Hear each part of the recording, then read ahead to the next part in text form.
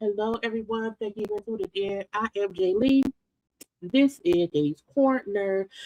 Happy Monday, y'all. Put my facial moisturizer on because I am under the weather. I don't feel well. I just gave myself a little 50 Beauty facial child. I had to put my moisturizer on so I'm looking dry. I may sound a bit stuffy. Okay, we're gonna work through that. But happy Monday to all the people. I did a thumbnail earlier in the day because I knew if I waited till later on, it was not going to get done. And I am proud of the work I put in, okay?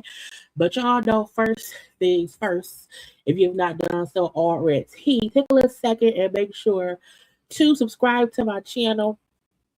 Okay, like the video and all those things. Y'all know to follow me everywhere on social media at JayLeesCorner. My glasses. I can't see without my glasses.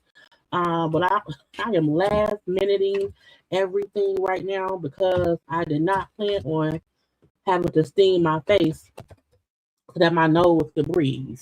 But I hope y'all all had a good Monday, had a good weekend. I am still pissed off with Dwight. I did not go to work today because one, I didn't feel well, but two, I was beefing with Dwight. Okay. The one good thing today is my thumbnail is really, really pretty. Okay. We got spring colors and whatnot. And I said, girl, if you can get a good thumbnail, it can be a good day. Okay. Okay. Hey, how y'all doing? Hey, I'm not putting no lipstick on because I just gave myself a facial and I don't want to put lipstick on and gotta wipe it off in an hour or so. However long we on here. So yeah, and I'm like, girl, put on your pajamas. Is my shirt on backwards? No.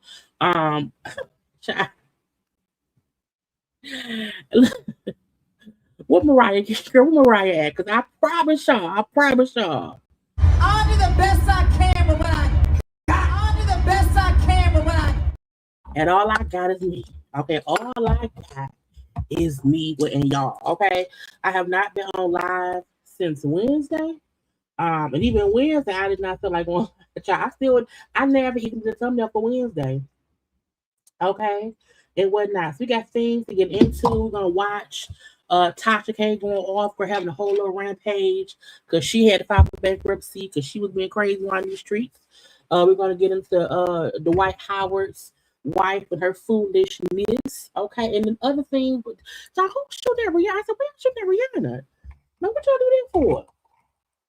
Who wanna do that? Okay.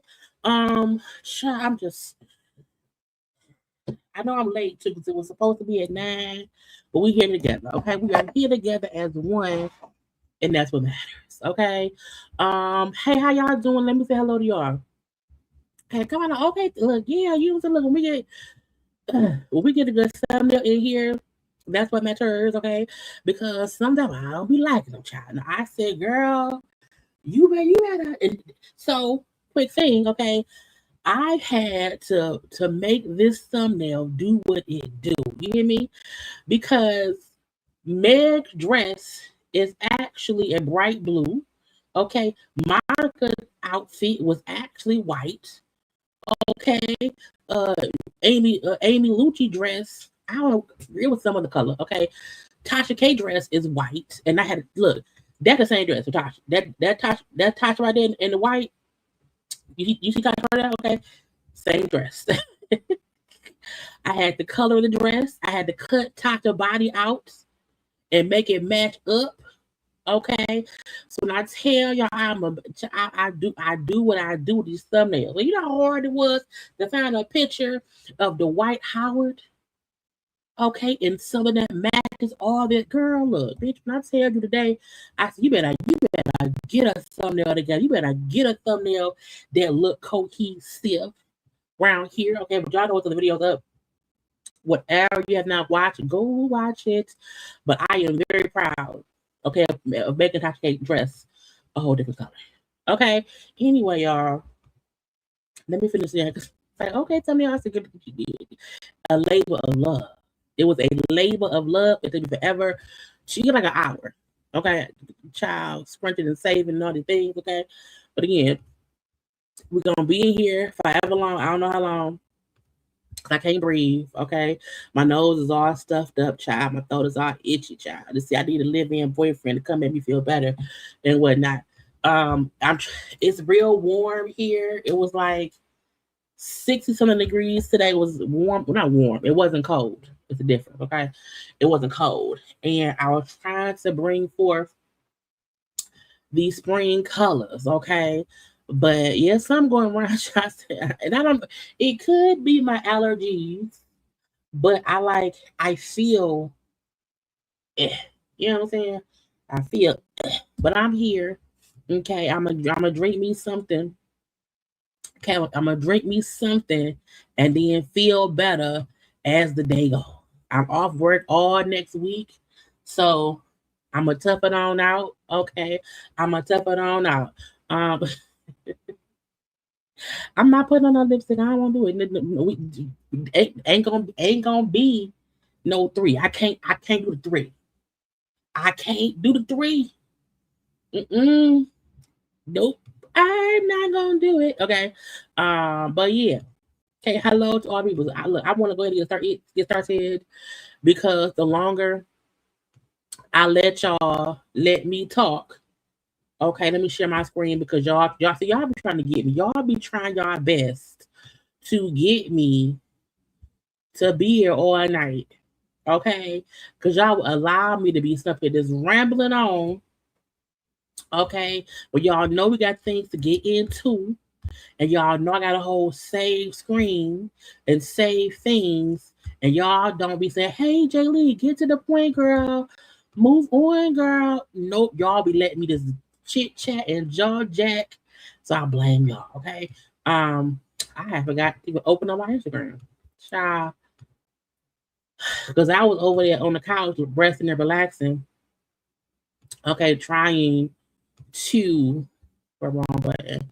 Trying to get some rest. Okay. We may do 2.5. We may, I'm not sure.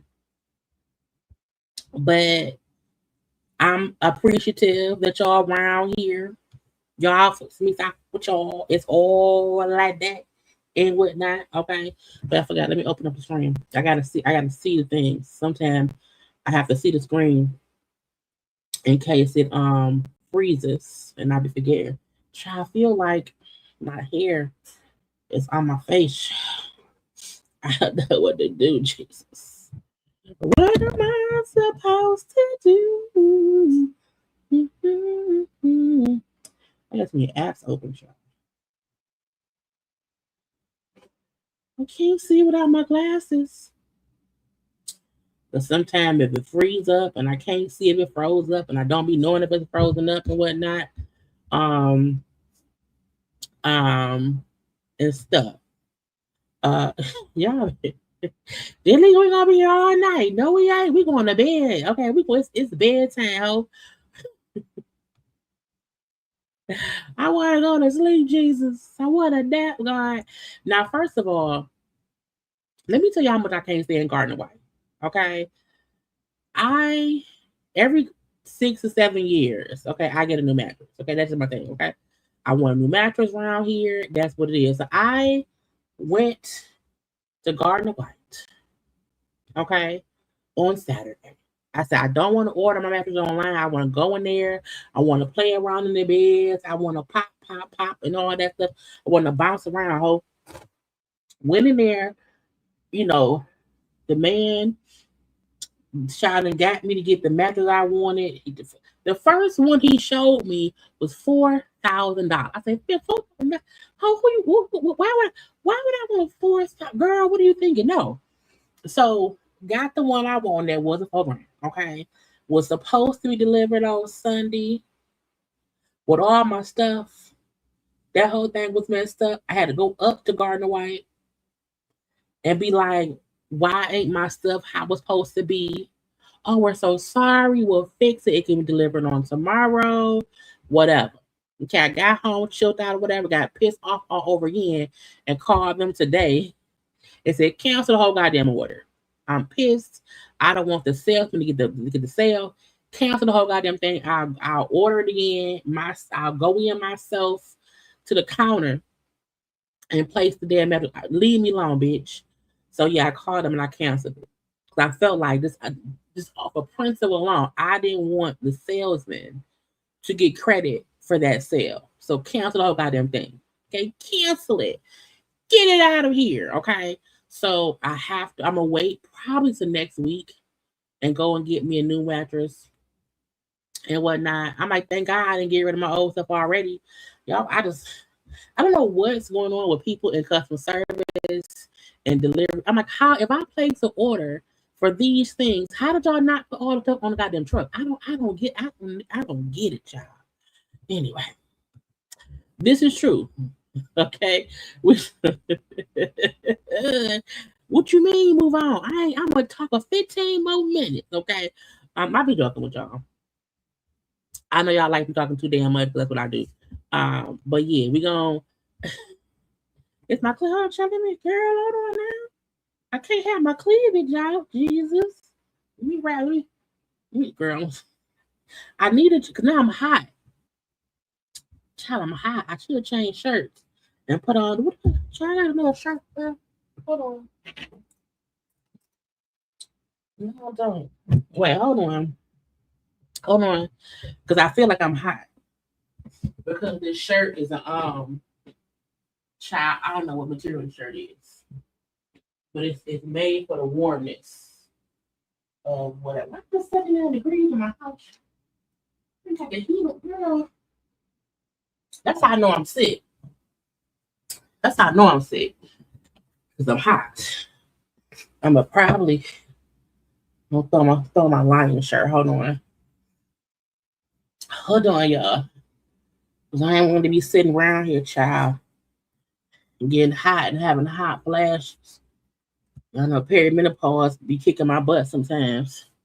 Just making me hot for no damn reason. Okay. This is better, okay? I'm a little lion shirt, child. Okay. Now, and I ain't no cleavage. Get the titties coming up. But again, hey. Tasha posted, hold on. Tasha posted this picture of herself in white. It's a new promo pic for Tasha. So I keep using it because I'm like, it's a really good picture. Because truthfully, she don't really have many good pictures out here at all. Okay.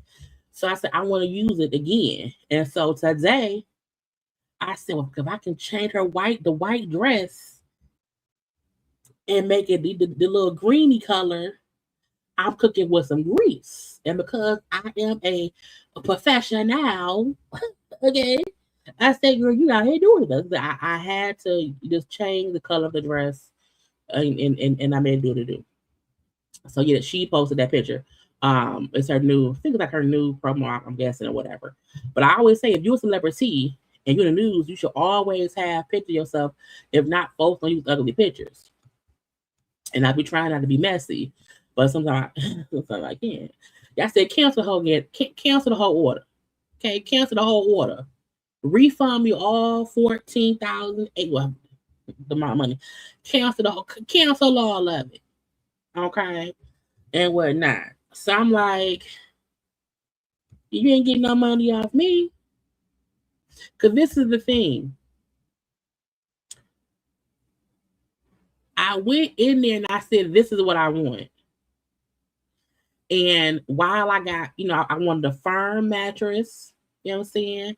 I did not want no mesh. I didn't want it was a mesh, or not mesh, memory foam. I didn't want no memory foam or whatever. I want me a little inner spring one, a little bouncy, whatever. So I did get a good mattress at a good price, but I still felt like you upcharged me for pillow that wasn't even in stock. Extra goddamn protector that I didn't really need. You know what I'm saying? And then the whole delivery thing was messed up, which pissed me off as well. And so, because I was so aggravated Sunday, I just said, when they refunded me part of stuff that I had paid for, I just said fine and went home because I was over it. And then once I got home, child ate me a little food, got some food in my system, and thought about it. I was like, wait a minute. Y'all still making the commission off the sale because I'm still getting the mattress and stuff. So y'all still make a little change. I was like, no. Cancel it. Called this morning. Cancel it. Oh, what can we do? Cancel it. And because I know the mattress I want, I can just go in there myself and go to the front desk, say, hey, I want this mattress. Thank you. No salesman. It was me. I might get the shit off the website. I might not even go in to order it. Bitches. Anyway, anytime they play with you, cancel the whole order. Cancel the whole order. I do feel better in my shirt now, but y'all stop making me not pay attention to the thing we supposed to be discussing. Okay, now let's get into foolishness. Okay, now I want to get into some real life stupid shit going on in life. Okay, now I saw this right, and I said to myself, 11, my boyfriend.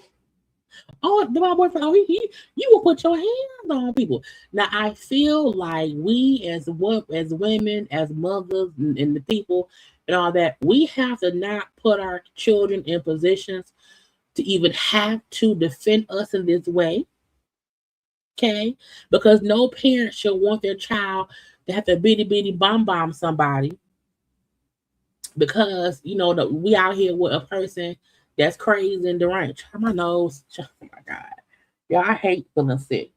So y'all look, every time I have to put the tissue to my nose, I have a whole box here. I need y'all to forgive me because I don't feel good. I need me a hot toddy. I need to think of my spirit, Jesus. I don't feel, and I blame everybody in life. Okay. But again, 11 years old should not even have to do this. Now, I'm happy he did because it keep your hands to yourself. Story out of Southwest Philadelphia. Police say an 11-year-old boy shot and killed his mother's boyfriend after that man started assaulting her. Action News reporter Catherine Scott joins us live at the scene along Peach Street with the details. And Catherine, this story breaks your heart the whole way around. Oh, and I don't even care. I don't need no details, okay, at the all. Hey, have a drink for me, okay? Because I need it. Anyway, I was just like, was it a normal occurrence that was going on? Let's watch all the time. Let me stop talking. So tragic, Tam. And you feel for this little boy in this situations. But we did get an update from police this morning. They say that the mother told officers that she was being assaulted by her boyfriend when her 11-year-old son grabbed a gun and shot him. Let's get to video from overnight here in South. Now, first of all, how the boy know what a gun was at? Why was the gun out? Whose gun was it? Was it the boyfriend's gun? Was it the mama's gun?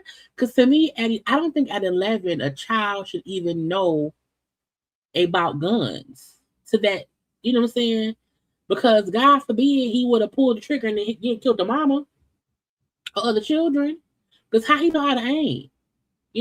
Was he a gun-toting child? I'm just confused. Southwest Philadelphia, and you can see police on scene for hours gathering evidence on this home at Peach Street by Florence Avenue in Southwest Philadelphia. The 911 call came in around 11:30 p.m. Police say the boyfriend, now identified as 30-year-old Jamir Jones Walker of Lansdowne, the dead man who was abusing somebody. Look, you can't be putting your hands on people, because you're going to end up dead. You're gonna wake up dead talking to Jesus or the devil. Showed up to the house where his girlfriend lives with her children. The mother told police Jones Walker was assaulting her in an upstairs bedroom when her 11-year-old son got her gun and fired one shot, striking Jones Walker in the face. In the face?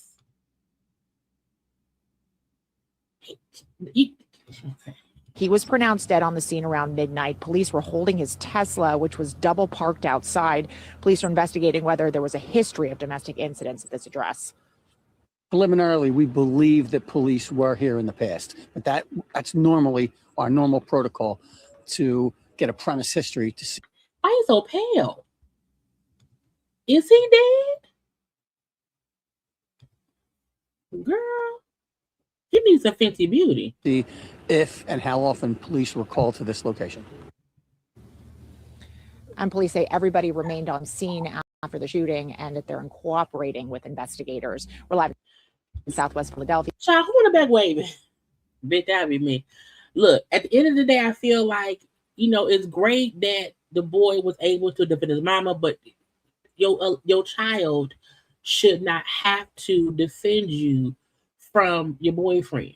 You know what I'm saying? And they say again, the lady, it was a new baby around there. That her and the man shared together. Okay. It says again, the argument between the couple was over visitation of their newborn child, who was still in the child. Hold on. So the mama and the boyfriend had a baby. The baby in the hospital. Now he over at the house.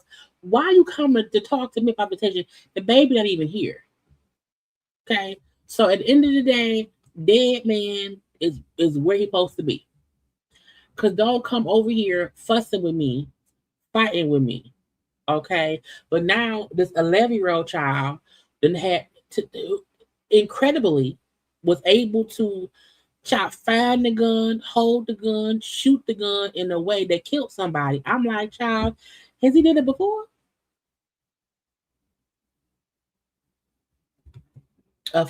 Shot him in the face.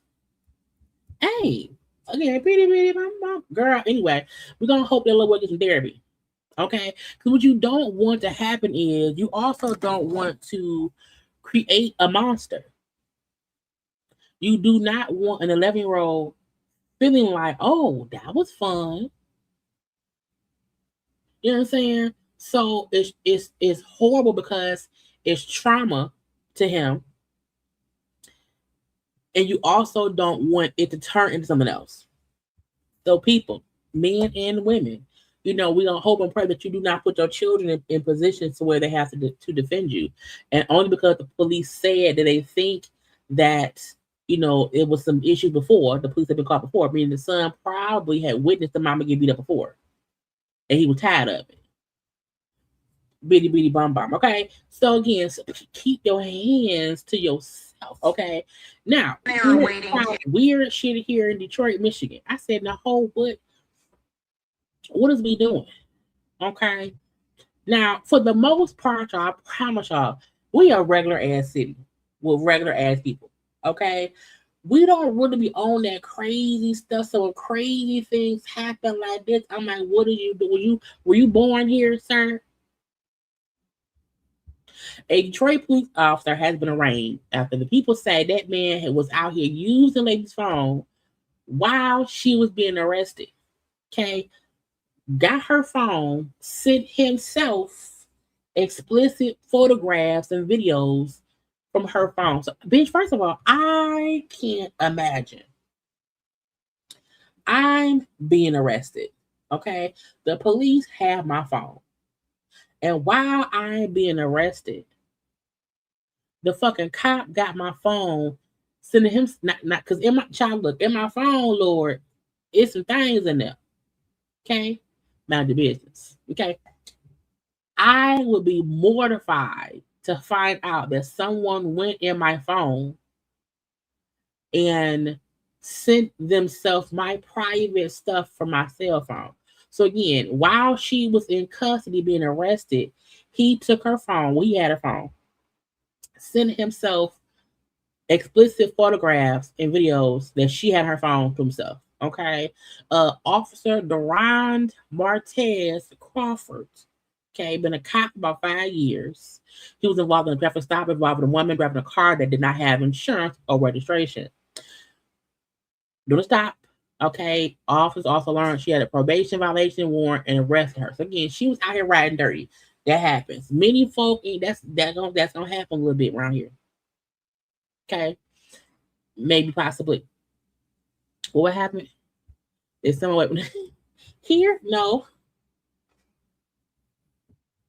No. Now the video we just watched, there was someone in the background waving, but not in my house. This is my bun. So people here will be driving with no registration, no, because they can't afford it. So again, she's arrested. Okay. He took the phone from the vehicle, accessed it without permission, and sent at least 11 explicit photos. How did you even get to her phone to know what she had in it? How? Did you know her? Did you know who she was? What happened? Because to send yourself 11 photographs and videos is insane. Okay, now after she was released, she took her phone. And she then saw he sent shit to himself. Now you so fucking stupid. You so damn nasty. You sent yourself stuff and then did not even think to delete out what you sent to yourself. Aren't you a police officer? Shouldn't you know how to? I digress. We don't want him to get away with it. The crazy part is he's had to have done this before. This ain't his first time. This is his first time getting caught. Okay, because no one thinks to while arresting someone to send themselves explicit. Now, first of all, porn is free. Porn is free. You can go. It's porn. Y'all know the sites. Okay, there's 18,755 free porn sites. You can go on Twitter to see porn if you want to. Okay? You don't have to go into anyone's phone and get the explicit things. Okay, if I got titties and cooch and whatever videos in my phone that is sent to somebody else, it ain't for you. Why are you doing all that? For what and for why? For what and how desperate are you that you went in someone's phone to take their stuff and send it to you? Okay. Anyway, again, after she was released, she checked her phone and she realized the images had been sent to an unknown number. Okay. Which they said, oh, guess who found this? Bitch, the cop who arrested you. No, he was too, and that's which means someone didn't have an iPhone. Because most people, when you around somebody, you just airdrop it. Look, doop. You airdrop it. Okay, real quick. Now again, first we don't want to aid the cops. Okay, in these things. But again, that show he dumb for one. Desperate for two.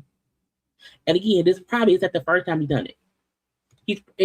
And you know, some people, well, I would notice a random text on my phone. I would. So it could be maybe he forgot this time to delete out the sent things. Who knows? Either way I go, his ass is nasty and stupid. Okay. So once she found out, oh, who the fuck is this number? Oh, it's the cop. Oh, hell no. File a complaint. I would own the police department. I'm suing the police department. Okay. The city of Detroit. Okay, if I was arrested, I'm suing the county I was in too. Was I in Wayne County? Was I in Macomb County? Where was I? Okay, I'm suing everybody. Harassment, exposure, all of it. Okay, we're not done yet. Okay, authorities said Crawford later showed up to the lady's house while off duty, but in uniform. Okay. Driving a police car. Claiming, oh, she got a warrant out for arrest. Where's she at? So you mean to tell again, something about this ain't right. He has to know her. Because how he get her phone? We all have codes on our phone.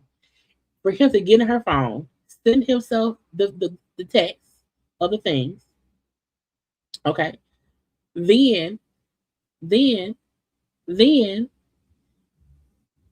go to her house in your cop car, in your cop uniform.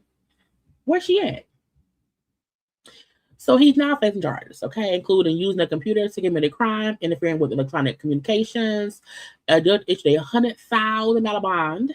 Okay, he has to have no contact with the victim, and he's also been suspended while the investigation is pending. First of all, no, he need to be locked up. Don't let him out.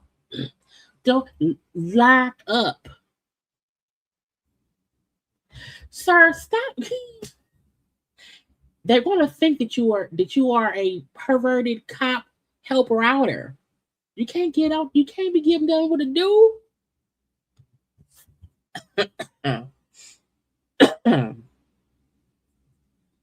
Look, I feel like it is so dumb to break dumb laws. There's no reason for you. I know.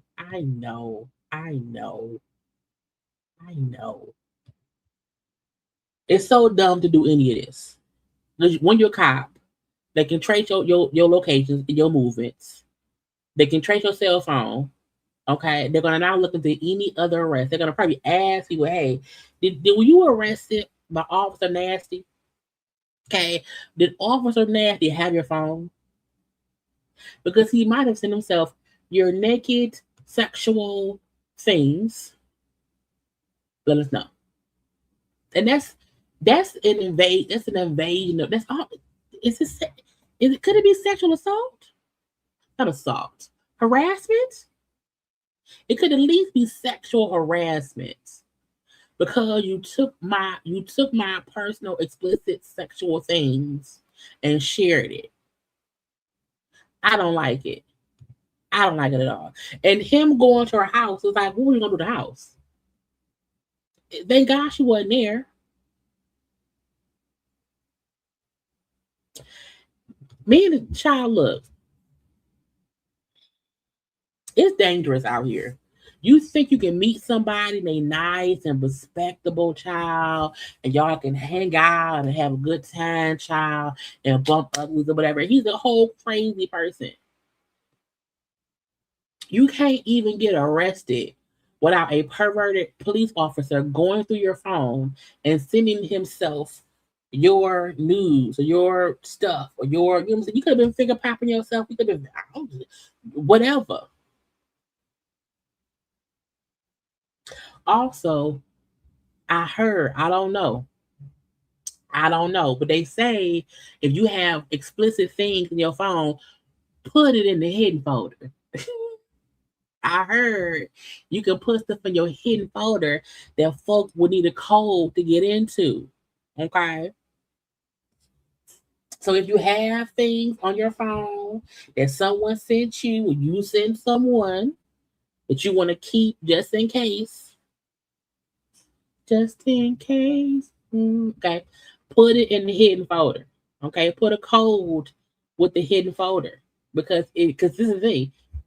I'm like, one, how did he get her phone for one? And then how, if it's in a hidden folder, that means he know her. You know the code. So yeah, I'm just saying, y'all, the hidden folder. Okay. The hidden one.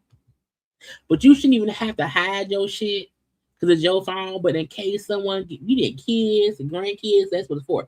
It should not be so the police officers ain't in your phone stealing your sexual nature material. Okay. What y'all think? Okay, Girl Scouts selling cookies outside the weed spot. Now, is that good or bad? Of Girl Scouts in Mount Laurel thought they found a pretty clever place to sell their cookies right outside a marijuana dispensary.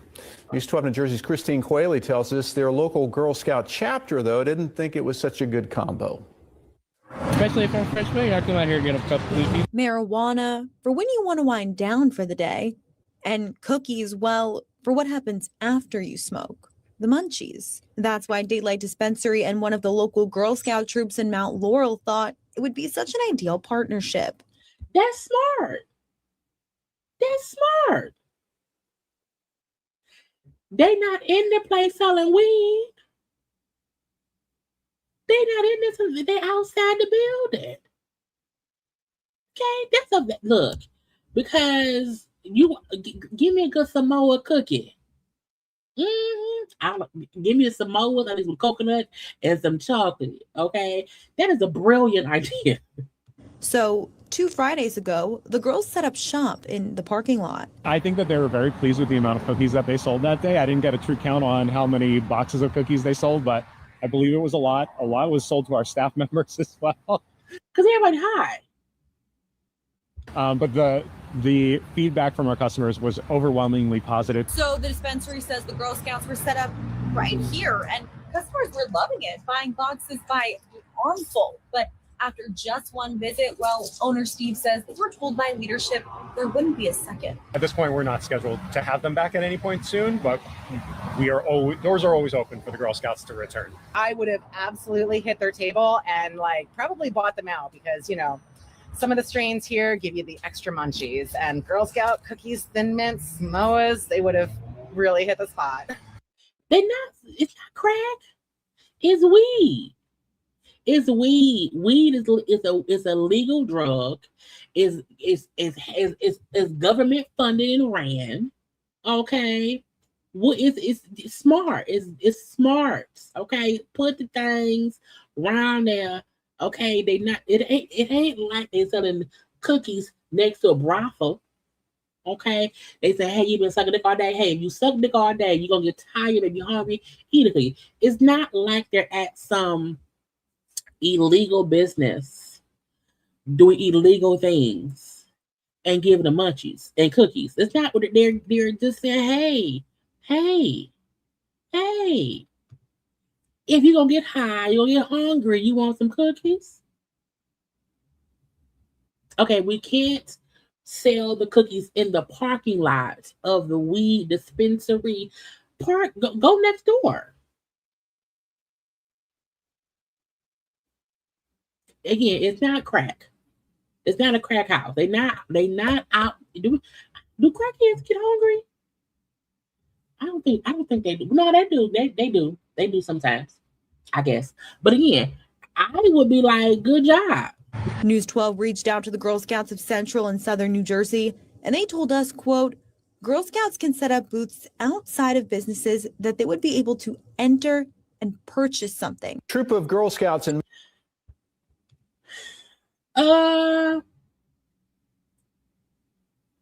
I've never been in a weed store. So because kids can't go in, if a child is with a mama, don't they have regular stuff? Like, what if they can go buy a pen?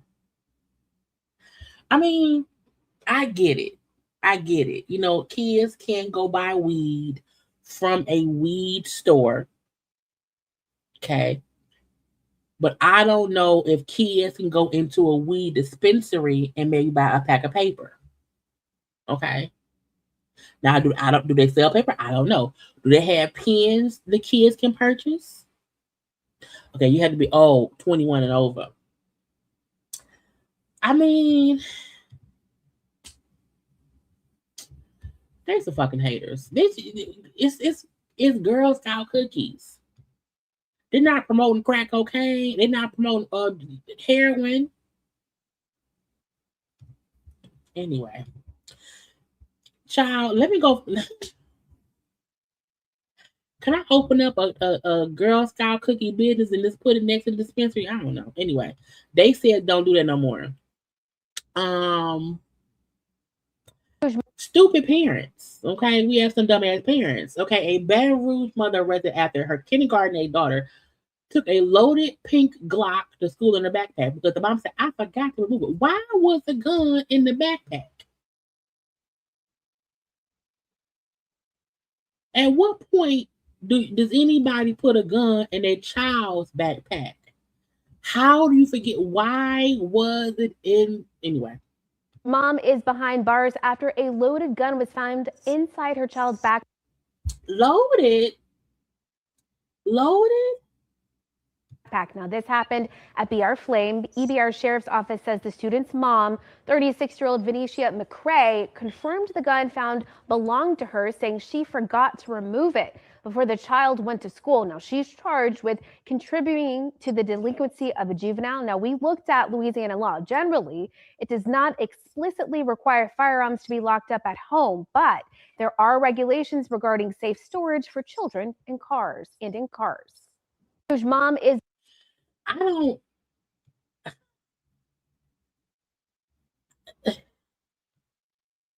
Some people don't need to be parents because I feel like if you are a gun holding person, you should know your gun should never be anywhere just sitting out around your kid. Because bad things, y'all, I cannot stress it enough.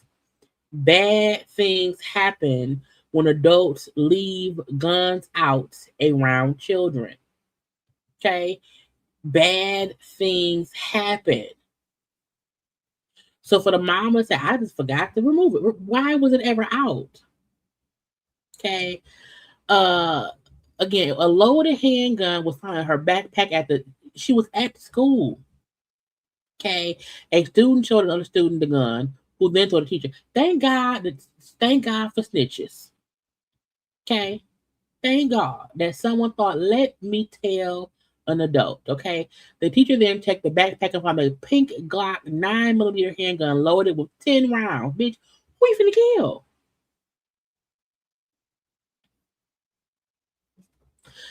The young girl told staff the gun had been placed near her backpack by her mother. Deputy later spoke to the mom who admitted the firearm belonged to her. She said she placed the gun on the side of the backpack while leaving home and forgot to remove it. The child told people she moved the gun from the side compartment into the backpack while in the car. Why was the gun in it at all? Again, stupid parents, leaving guns out leads to bad things. You want to know how I know that? Hold on. This happened here. Okay. A 6-year-old was shot. Okay. 5 kids was left in the car. Okay. The mama was in the store shopping. Okay, left 5 children in the car. 1 child ended up dead. We're like, how the fuck did that happen? A little girl is dead after an accidental shooting in a shopping center parking lot in Detroit. Thanks for joining us. I'm Shayna Humphreys. And up here, it's Friday. Detroit police tell us this happened this afternoon. CBS News Detroit's Elaine Ross Castillo is live with the latest on that investigation. Terrence and Shayna, it was a preventable tragedy. Detroit police are calling the accidental shooting death of a 6-year-old girl an accident that could have been avoided. If parents would not leave guns out. Investigators say that a woman drove to the Farmer John Food Center here on Gratiot and Harper this afternoon to get something to eat and left 5 children in the car unattended. Officers say there was also an unsecured gun in the car. Now, why would you, the kids' ages were from 2 years old to 11. On what planet do you leave 5 children in a car alone with a gun that's sitting around there all willy-nilly? Not long after, one of the children ran inside to get the woman's attention, and during that time, police say the 6-year-old was shot in the head. This marks the second shooting in 2 days where a young child was injured by an unsecured weapon, following another 6-year-old girl accidentally shooting herself on Sunday. Mama went in to get a DoorDash order. Okay. I don't think we are. I don't think we are.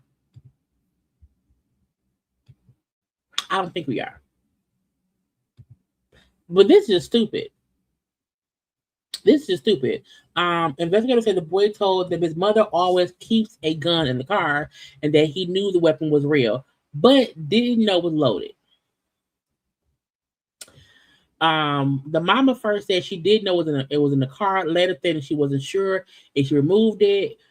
They looked at her home. They said other firearms, and her name was also found. 5 kids, guns in the car, in the house. So now 1 child. Again, I don't understand. There really should be a rule. Okay. Anyone who owns a gun, there's like a check. If you have a child, you should be required every day to say where your gun is at. Because it's like once people keep leaving guns out, kids get a hold of them and ends up killing somebody on accident. Again, an 11-year-old child shooting a 6-year-old sister in a car because the mama left a gun out. It's crazy. It's insane. See, I don't even know. I ain't got no gun. But it's stupid shit. So again, I just need people to know, hey, put your gun up. It's really that simple. Put your gun up. Okay, hold on. I want to go to something else. Now I said, now what the hell happened? A pimp. Do people still pimp? I feel like everyone should know you don't need a pimp to make money off your cooch. Okay? If you have a cooch and want to sell it, you do not need a pimp to do it. Okay? I'm just saying. Okay? But again, Kevin Mays, a former 3-year player at California State University, he had been working as an assistant coach at the school since June when things turned crazy. After 2 months on the job, head coach Rob Barnes with the call said, hey, emergency. Okay, they got an email accusing the man of trafficking a girl since May. They urged Barnes to fix it or the whole staff will fall. Okay, he sent the email to agents. You emailed the man boss that hey he's selling women around here. Why did you call the police? Okay, so the school had to investigate. Police tracked down the victim through a sex advertisement post in Sacramento. They set up a sting. Bitch, you was up here selling Gucci and had a sting. What the fuck? Okay, again. So being a pimp through a sex advertisement post, the police did a sting. Okay, posing as a client. Okay, doing an operation. One man before he told investigators that May was her boyfriend. He paid for hotels, rental cars, flight for the work. He was arrested the next day. Why are you pimping your coach? I don't even get it. Okay, things got darker. Okay, after the arrest, they did a search because once you're arrested, it's a search to your things. Okay. Police said they found multiple firearms and a stash of drugs, including meth. On his phone, they found 600 photographs of actual abuse of children. Some kids as young as 4. Okay. That leads to 11 felonies, misdemeanor charges, including pimping, possession of firearms, drug possession with intent to sell, and child prison. Prison. Because you are a coach somewhere. What was he a coach? Let me see. He was a coach. Well, former coach. What is California University. Child what? In Blue Blazes.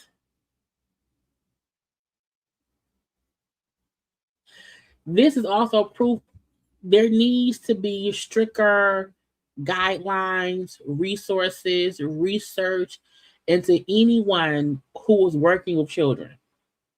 If you are in any kind of school, doctor office, any of that shit, I feel like a coach being able to be sex trafficking somebody for 1, pimping people for 2, got the methamphetamines for 3, okay, be child porno for 4. He was a walking monster. Okay, a walking monster. Now he pleaded not guilty. His attorney has not commented, but look. If they get your phone and your phone has porn and your porn is nasty porn, that's illegal porn, you did it. You did it. You know what I'm saying? If it's on your phone, okay, there is nothing on my phone that I didn't look up. Okay, but all my lookups is adults. Period. I don't want none of that. I don't, child, I can't, I don't even like, girl, I can't, no. So if they find the stuff on your phone, you did it. You are at least on the registry now. Okay? Because no one looks up that stuff for no reason. Put them on the registry. Okay? Watch your kids, watch your wives. Okay? What we gonna do? I'm not gonna do that one. Oh, the people. So y'all remember? Was it last year when this happened? In 2023, the daycare where the kids, the fentanyl poisoning, the husband and wife who had the daycare and the kids had the fentanyl poisoning. Okay, it was a 22-month-old baby that passed away. Yeah, both of their got prison. Okay, 25 years to life. Okay, don't you run here with the daycare and with that stuff in there. Okay, little bastards. Anyway, look, y'all take 30 seconds, like the video. I need to sneeze a little bit and drink some water, and we'll get into the thumbnail stuff. Okay, y'all go ahead. Y'all have a good time.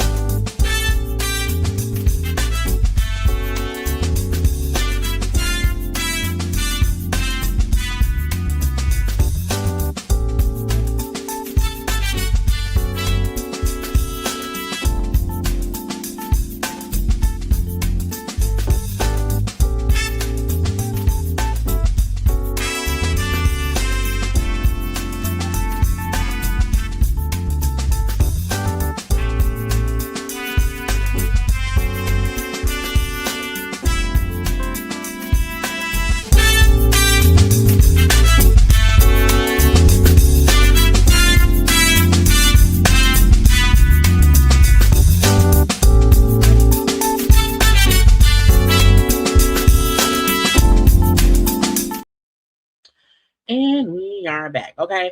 Let's get into the thumbnail stuff.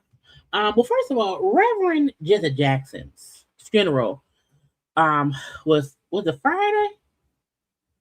I think it was Friday. And I feel like I can't read my nose. I can't. It's so crazy.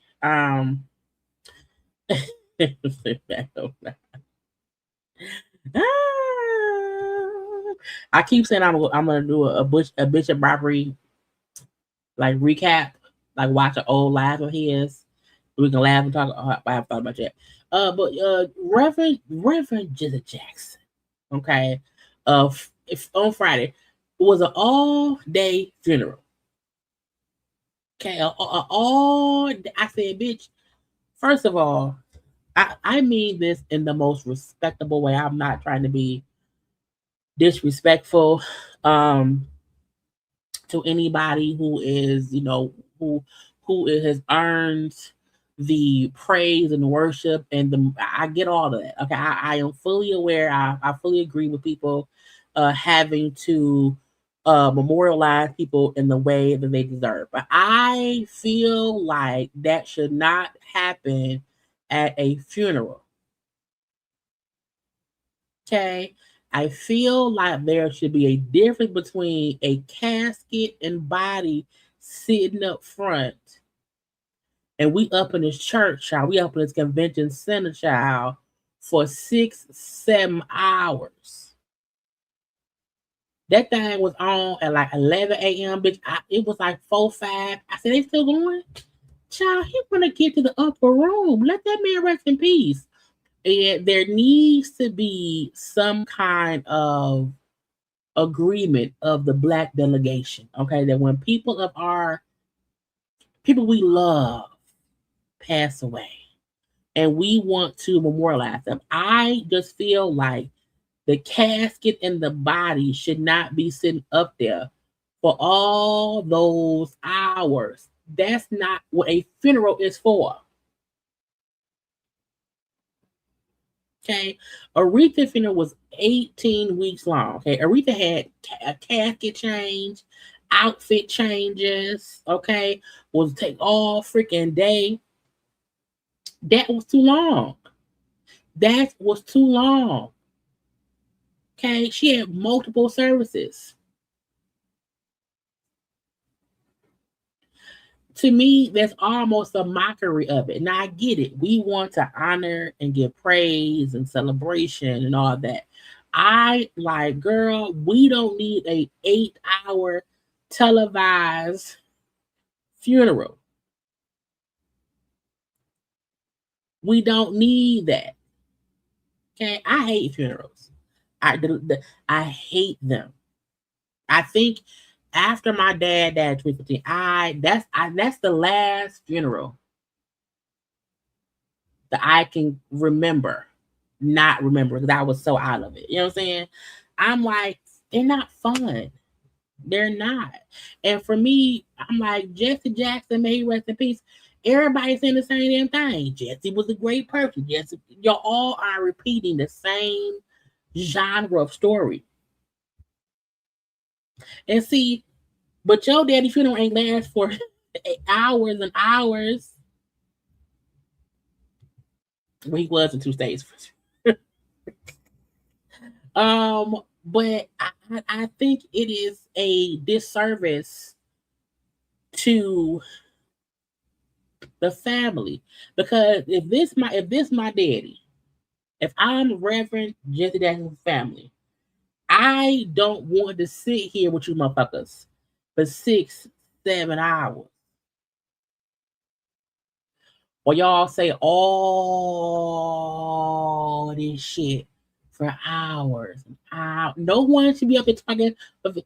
He told me the folks were talking like 12 minutes a piece. I said 12 a piece? 12 minutes a piece? He was like the president, because I didn't get to watch all of it, but him did. The president talked like 30. I said, girl, what on talking for what? For what? And again, I'm not trying to say that Reverend Jesse Jackson did not deserve to be celebrated and his life to be celebrated. But I'm like, that should not take all day. Okay. The part that I watched in the beginning was the guy saying, hey, we want to get it done about 3 hours or less. You know, we have a tight schedule. You know, we have so we want people to stick to their time. How the fuck the 3 hour turn into 6, 7, 8, 9? I just don't get it. I don't. If you have a 13-minute story that you want to tell about a dead person, put that shit on TikTok, on the Twitter, on the IG, on the Facebook. Okay? Don't you bring your ass up in this funeral talking for 13 fucking minutes. Don't do it. Aretha Franklin had a gold casket one day and a silver casket the next day. Her outfits changed from the 2 days. Okay. Aretha Franklin's funeral here that it was 2 days funeral. It was two different ones. I said, bitch, that's different casket. I see. I don't know if I can Google it. Aretha, it may be a page. I don't know. Aretha. This is how my live be going long as hell. Aretha Franklin's funeral. Images. She was in red with her pumps on in a gold casket.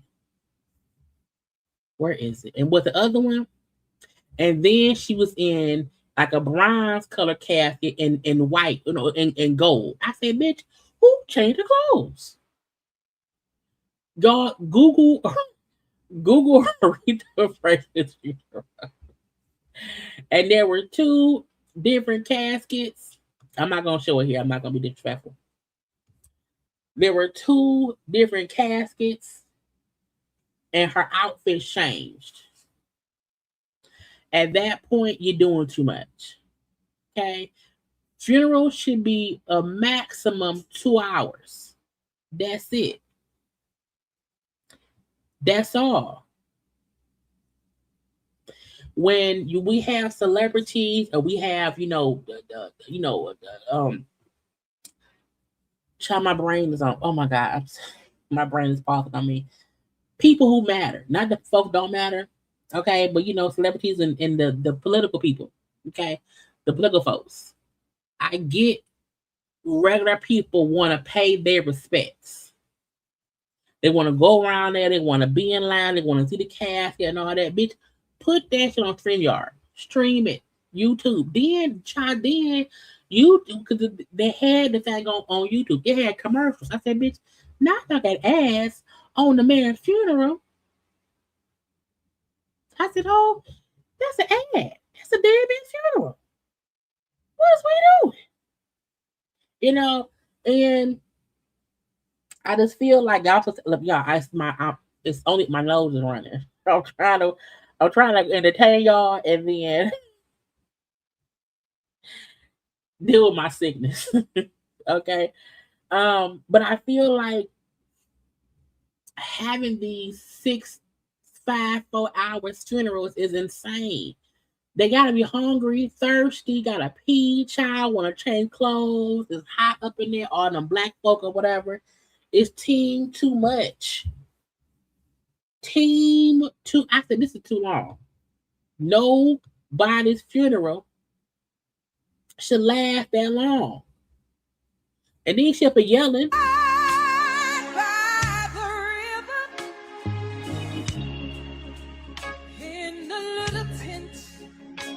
Now you yelling at me? Just like the river I've been running. With a fur on, with a raccoon fur. Jennifer, girl, calm down. Girl, it's too loud. You too loud. You too loud, girl. You too loud. Stop screaming. Tyler Perry, girl, not Tyler Perry, girl. It was a party. Pictures, cameras out. Did he call Judge Mathis? Did he call him a crackhead?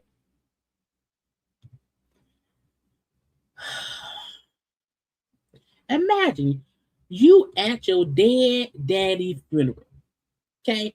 And Governor Newsom up there just smiling and shaking hands. My daddy dead, bitch. I don't recall seeing anyone smiling at my daddy funeral. I don't remember seeing people. Now, at the repast, you know, I saw some smiles at the repast, but in the sanctuary, bitch, wasn't nobody smiling and hey, how you doing? No, he was sad, upset. Look, the governor. This is because you wonder why? Because he ain't gonna miss Jesse.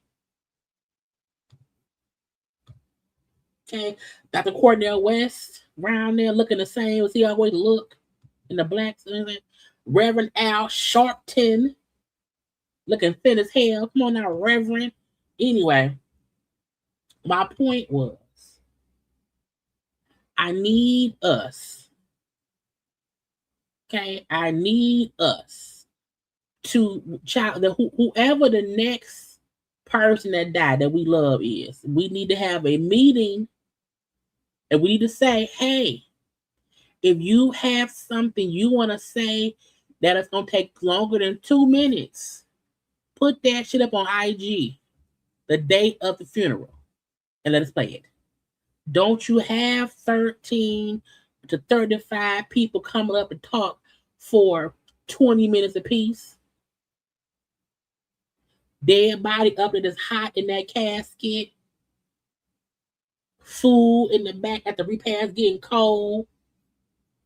Our feet hurt from the shoes. Okay. I know it's a cool white man. That's cool. That's fine. I do think we like Governor Newsom. I do think he's a cool, you know, he's a nice person who happens to be Caucasian. Okay. He is not a Caucasianite. He's a Caucasian person. Okay.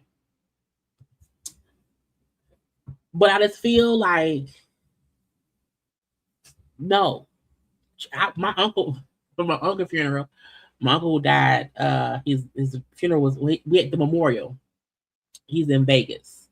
So we was streaming it, you know, because they was in Vegas. And someone went up and was talking at the podium, child.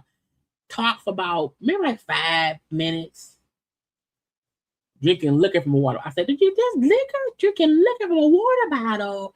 Again, I just feel like we don't need all that. Sometimes it's too much. Okay? Look, no one abides by the 2-minute rule. I give him 3.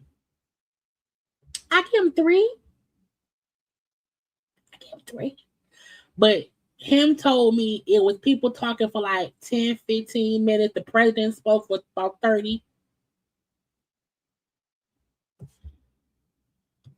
I know.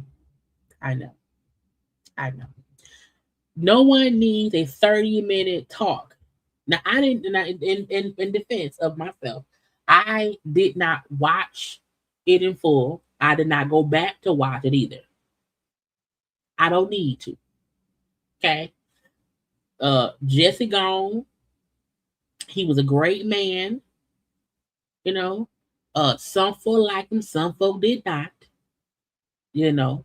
I know what son was saying, you know, something about really not wanting, you know, people to make political statements at a funeral or whatever, blah, blah, blah, blah, blah. I can't really comment on that because I didn't see what nobody said. I don't have the time to go and watch, you know, who was it? Clinton was there, Biden was there, and Obama, you know, president. Kamala was there as well. I don't have time to go watch all them talk that long. I can't do it. Not today, not ever. But again, we don't need 6-7 hours funerals. We just don't. We don't. When you want to do that, have a memorial service. The body ain't there. People know you're gonna be there for a long time. Wear a jogging suit, bitch, with some comfortable clothes. Bring a bottle of water or some liquor. I don't know. I'm not sure. But yeah, may he rest in peace. He gone to glory. Finally. And the crazy part was, I was like, David, look, this gonna sound mean. I forgot he died. And I thought he was already buried. So when he was like, today Jeffy's funeral, I think the court case with Sharon Moore being held up for folk watching. I said, David Jeffy get in the ground. I didn't even know. I forgot. And again, that was around 11:30 in the morning. So at around 4:30, maybe 5. And I'm like, wait a minute, the fucking, is still a funeral? Bitch, it's a whole shift. That's too long. So again, may Jesse rest in peace. What was it, 89? I think it was 89, 80 something. Okay. Had all the people around there. I was born by the river. Jennifer yelling in that fur coat, that raccoon fur. Okay. With her good wig on and whatnot. Barack around in his good suit. Was Michelle there too? I'd be wondering. Michelle, I don't see Michelle. Michelle said that this ain't for me. Anyway, and whatnot. So yeah, get all the fucking child look that I don't want another 18-hour funeral. Not another bitch. Okay? At all.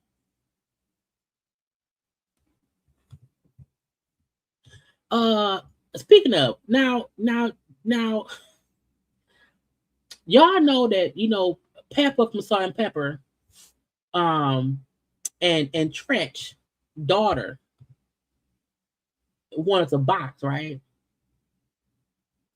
And she had her first boxing match. And now before this boxing match, I had been seeing, on the social medias, her talking cash, money, shit about boxing. I'm a boxer. I'm a win and all this stuff. Okay. And got shot. Now look.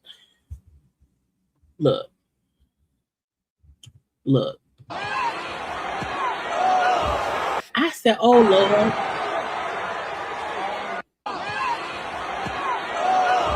I said, oh, I felt so bad.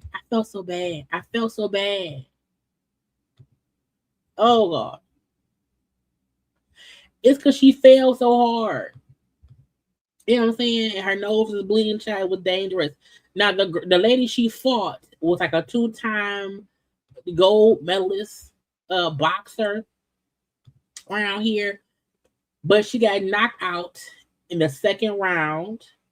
And I felt bad because who want to get knocked out? Especially after talking shit all the time about knocking somebody out, okay? I also feel like this is an example of you can have muscles, okay? You can be strong and have muscles and not be able to beat somebody up in a boxing ring because you ain't ready, And I love boxing. My dad will get all the fights back in the day. We would have fight parties. But I love a good knockout. You hear me? And when I see her get knocked out, I felt bad because I'm like, she wasn't ready. Okay. Now, again, Trench is her daddy, Pepper her mama, and whatnot. After the fight, Trench was like, her husband, who was an asshole, you know what I'm saying? He said, when you marry a clout-pleasing clown like this, that brainwashes you to take care of him, to have him train you and set you up, what did you expect? I love you as far as him and the team around you. Y'all put my daughter in harm's way. That shit that I can't, this song blacked out. Karma come back around. However, Tretch was on the show with them. Tretch was on Growing Up Hip Hop, and you allowed that girl to marry that boy. Everyone could see that was going to be her downfall. And ever since she got with this man, it has been her downfall. Now, I forgot her page. what was crazy was before the fight, like everyone had a starting point. Okay. Everyone had a starting point in boxing, and they have to build their way up. So what's her name? Either Egypt, I think it's Egypt Chris. Okay, is it Egypt Chris? Grandma's supposed to go now. Is it? What's her name, Jesus?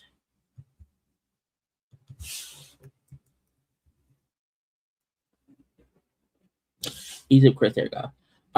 Before the actual boxing match, she was like, "I'm a win, bitch. I said her fist ain't even pointed right. Why your fist like this? You can't punch like this. You can't punch you can't punch like this. You can't." So I was like, I don't think she ready. Everyone gets knocked out. That's not even a thing. I'm like, she not ready to box. You can't. I'm like, her wrist not even right. What are you doing? And you can have all the muscles you want. You can be strong and have muscles. If you can't fight, if you don't have the skill to fight, to duck and dive, to know when to be on defense or on offense, and that was a problem in the fight. So seeing her get knocked out in the second round, it made sense. Again, her husband trained her. I'm like, nigga, he not even a good fighter. Where he at? He not even. Name probably up here somewhere. His name ain't up there. I'm surprised his name ain't up there. Again, her husband is not even a good fighter. So to me, I feel like, why would you even allow someone who isn't a good fighter to be your trainer? For what and for why? Weird to me. Anyway, child. I'm watching Brand Risk, and I'm not gonna fucking lie. I'm not fucking impressed. Super hot fire. Any day, anytime. That's her husband. That's the trainer. Anyway, either way go, she got knocked out. Okay. Tretch was blaming the husband because he trained her. I blame Tretch and Pepper.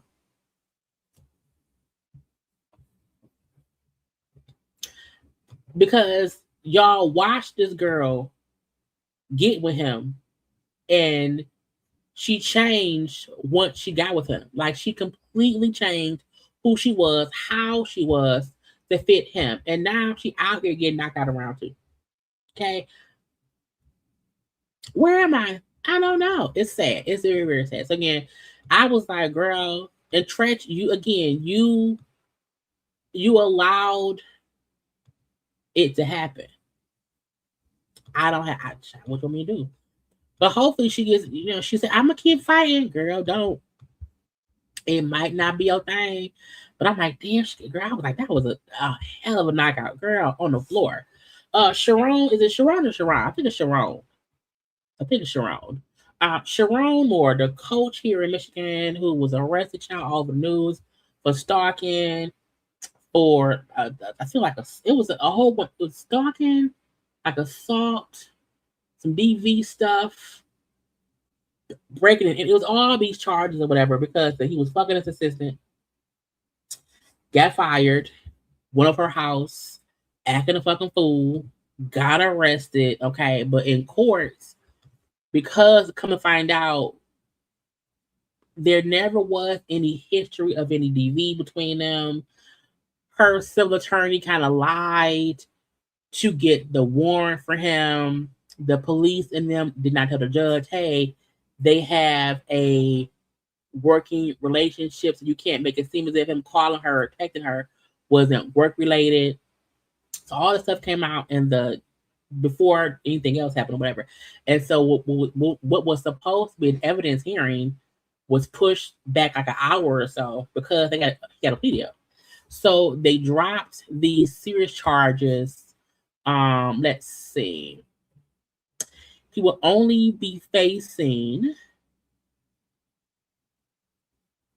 He pled no contest to 2 misdemeanor charges of, what was it, child? Malicious use of malicious use of telecommunication device and trespassing. They dropped the 3rd-degree felony home invasion, stalking, and unlawful entry. So he goes back to court to get sentenced for it.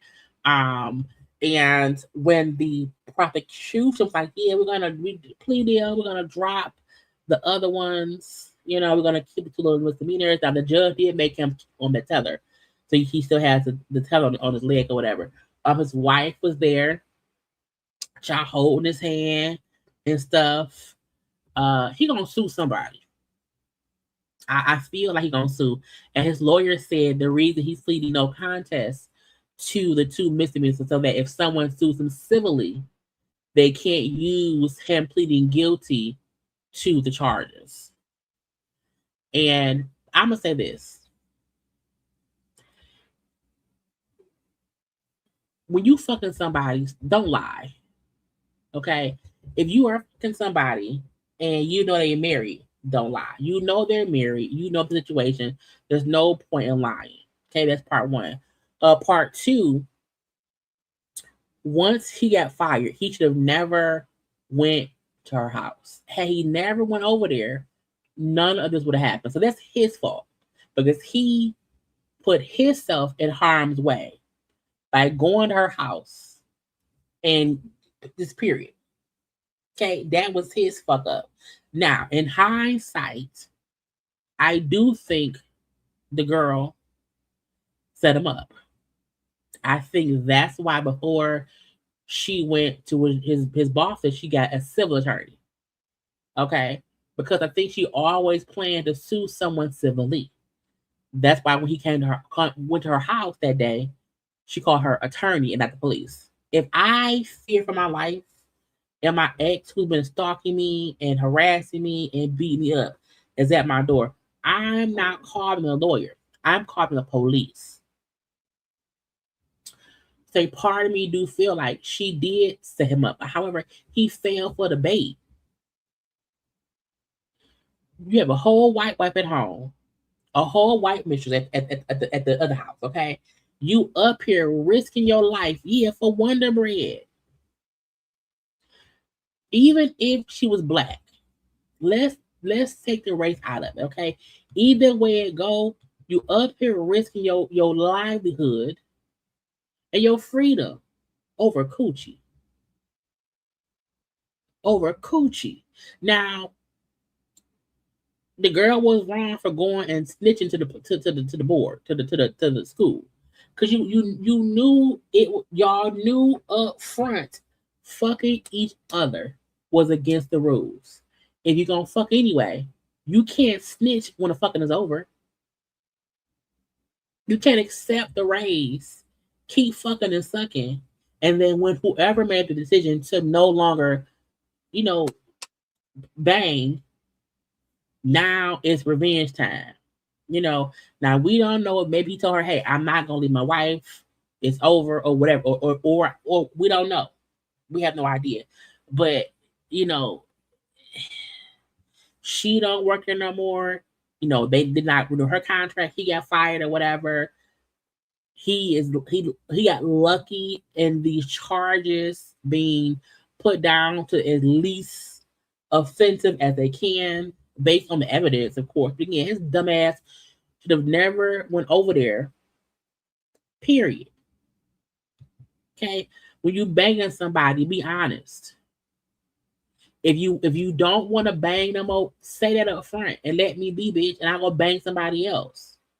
But you can't be banging a married person or banging someone while you're married, and then want to just ruffle all the feathers.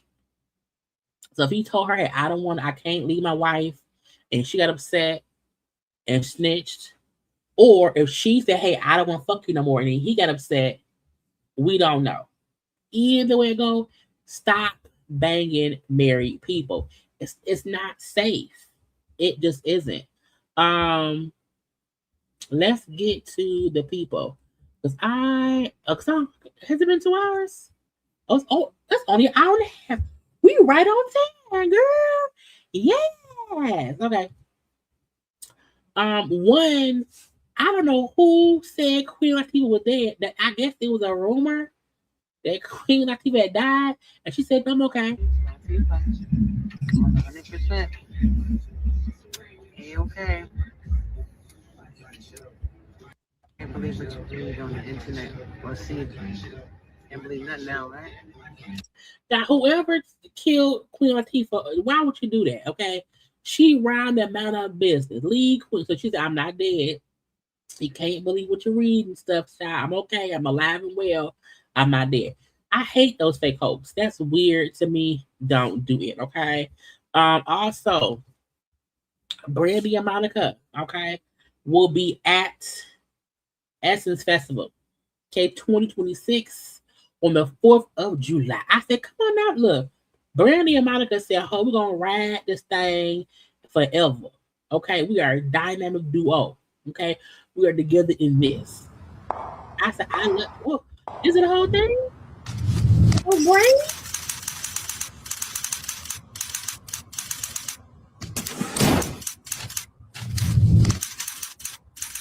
I didn't see this before. Ladies first, what lady? Arthur lady? Brandy and Monica, bitch. Pay the bell. Cardi B, Kaylani, Lana, and more. Okay. Get y'all take a shot. And look, that's the great thing. Look, Brandy and Monica did their thing on their Boys Night tour. I feel like they're gonna probably do it again sometime in 2026. I don't know, but again, they will be at Essence Fest in July. Okay. Yes, I am gonna get it when it comes out. I'm gonna get ready because I'm gonna absolutely, and it better not be no bullshit. If it's Brandy, if you don't discuss that man you was engaged to, why you chose to lie about getting married with that baby who was pregnant back in the day, I need all of the stuff, Brandy Norwood. I need it all. Okay. Get your brother. Brandy, get your brother. Okay. Ray J warned Snoop Dogg that people say that he turned into a Suge. I said Suge Knight. Hey yo, Snoop, you my relative. I talked to Julian, I talked to Daz, I talked to Corrupt, I talked to everybody, and everybody's telling me you turned into the new Suge. I don't want to believe that, Snoop. I don't want to believe that you turned into the new Suge. I want to believe that you've given everybody what they deserved. Why would you just call him? I really feel like Ray J could call Stu on the phone and have a conversation. I feel so tired though. I don't know why you would come on social media and do this. Everything that they ever didn't get, you taking over Death Row was supposed to be the one to be the savior to give everybody what they needed. Word on the street is that you haven't given anybody nothing. And you became the new shit. I don't want to believe that, Snoop. I want you to respond, and I want you to tell me that you're not the new Suge. I want you to tell me that you gave everybody all the publishing and all the rights and everything that they deserved. Everybody from our cousin Daz to, Julian, to whoever else is talking shit, right? I don't give a fuck about nobody else but niggas that's related to us. Why was Ray J even involved? Was Ray J on Death Row? I said 2 niggas that is in our bloodline, and you're a great. Hey yo, Snoop, you're a great person. I love you. Can you please tell everybody that I'm tripping and that you have not become Suge Knight? Because if you have, then we'll deal with that and we'll figure it out. But everybody's feelings are hurt. Nobody feels like you have come through for them. Everybody from the LBC to Carson to Compton to Los Angeles all the way up to Santa Clarita. And it's hard because Ray J, don't you have a heart issue, sir? What is you doing? Also, I feel like anybody who only addresses me online via social media, we not even close enough for you to address me. Okay, because anybody who has an issue with me can either call me, text me, come by to see me. They have a direct connection to me. Once you feel the need to talk to somebody through social media like this, clout. But you've been keeping all the money and you're super rich. I love you, Snoop. Please respond to this because I'm not here to try to point the finger. But when Dash tells me something, Julian tells me something, and then there's like 20 other people that's telling me other things that are surprising. Because the last thing I thought that you would be is the new Suge Knight. Make it make sense, Snoop. Make it make sense right now. Because I don't give a fuck, nigga. You know that. You my cousin. But don't ever think that you doing people wrong. You're a great person. I love it. Make sense, Snoop. Make it make sense right now. Because I don't give a fuck, nigga. You know that. You my cousin. But don't ever think that you doing people wrong is gonna I'm not gonna let it slide. What are you gonna do to me? Exactly. Let's talk about it. Let's do a sit down and let's figure out, why do people say you're the new Suge? Why do people say that you're fucking them over all their money? Why do people say that you're the worst person in the world right now in LA? Why? When you're my cousin. Is Death Row Records even making any money? Like, I ain't heard a Death Row record in ever. Let's figure it out. I love you, Snoop. But I also love Daz. I also love Julian. I also love all my Crip homies and all my blood homies. Don't represent Death Row if you're Suge Knight again. I mean, Death Row was Suge Knight. What do you want us to do? Unless that's what it is. If you Suge again, fuck it. It's Death Row. I'm confused. Can you please make light of what we're going through right now on the West Coast? Snoop, my cousin, sincerely, Ray J. Sonya, Ray J Mama, that's why we all feel like Ray J full of shit.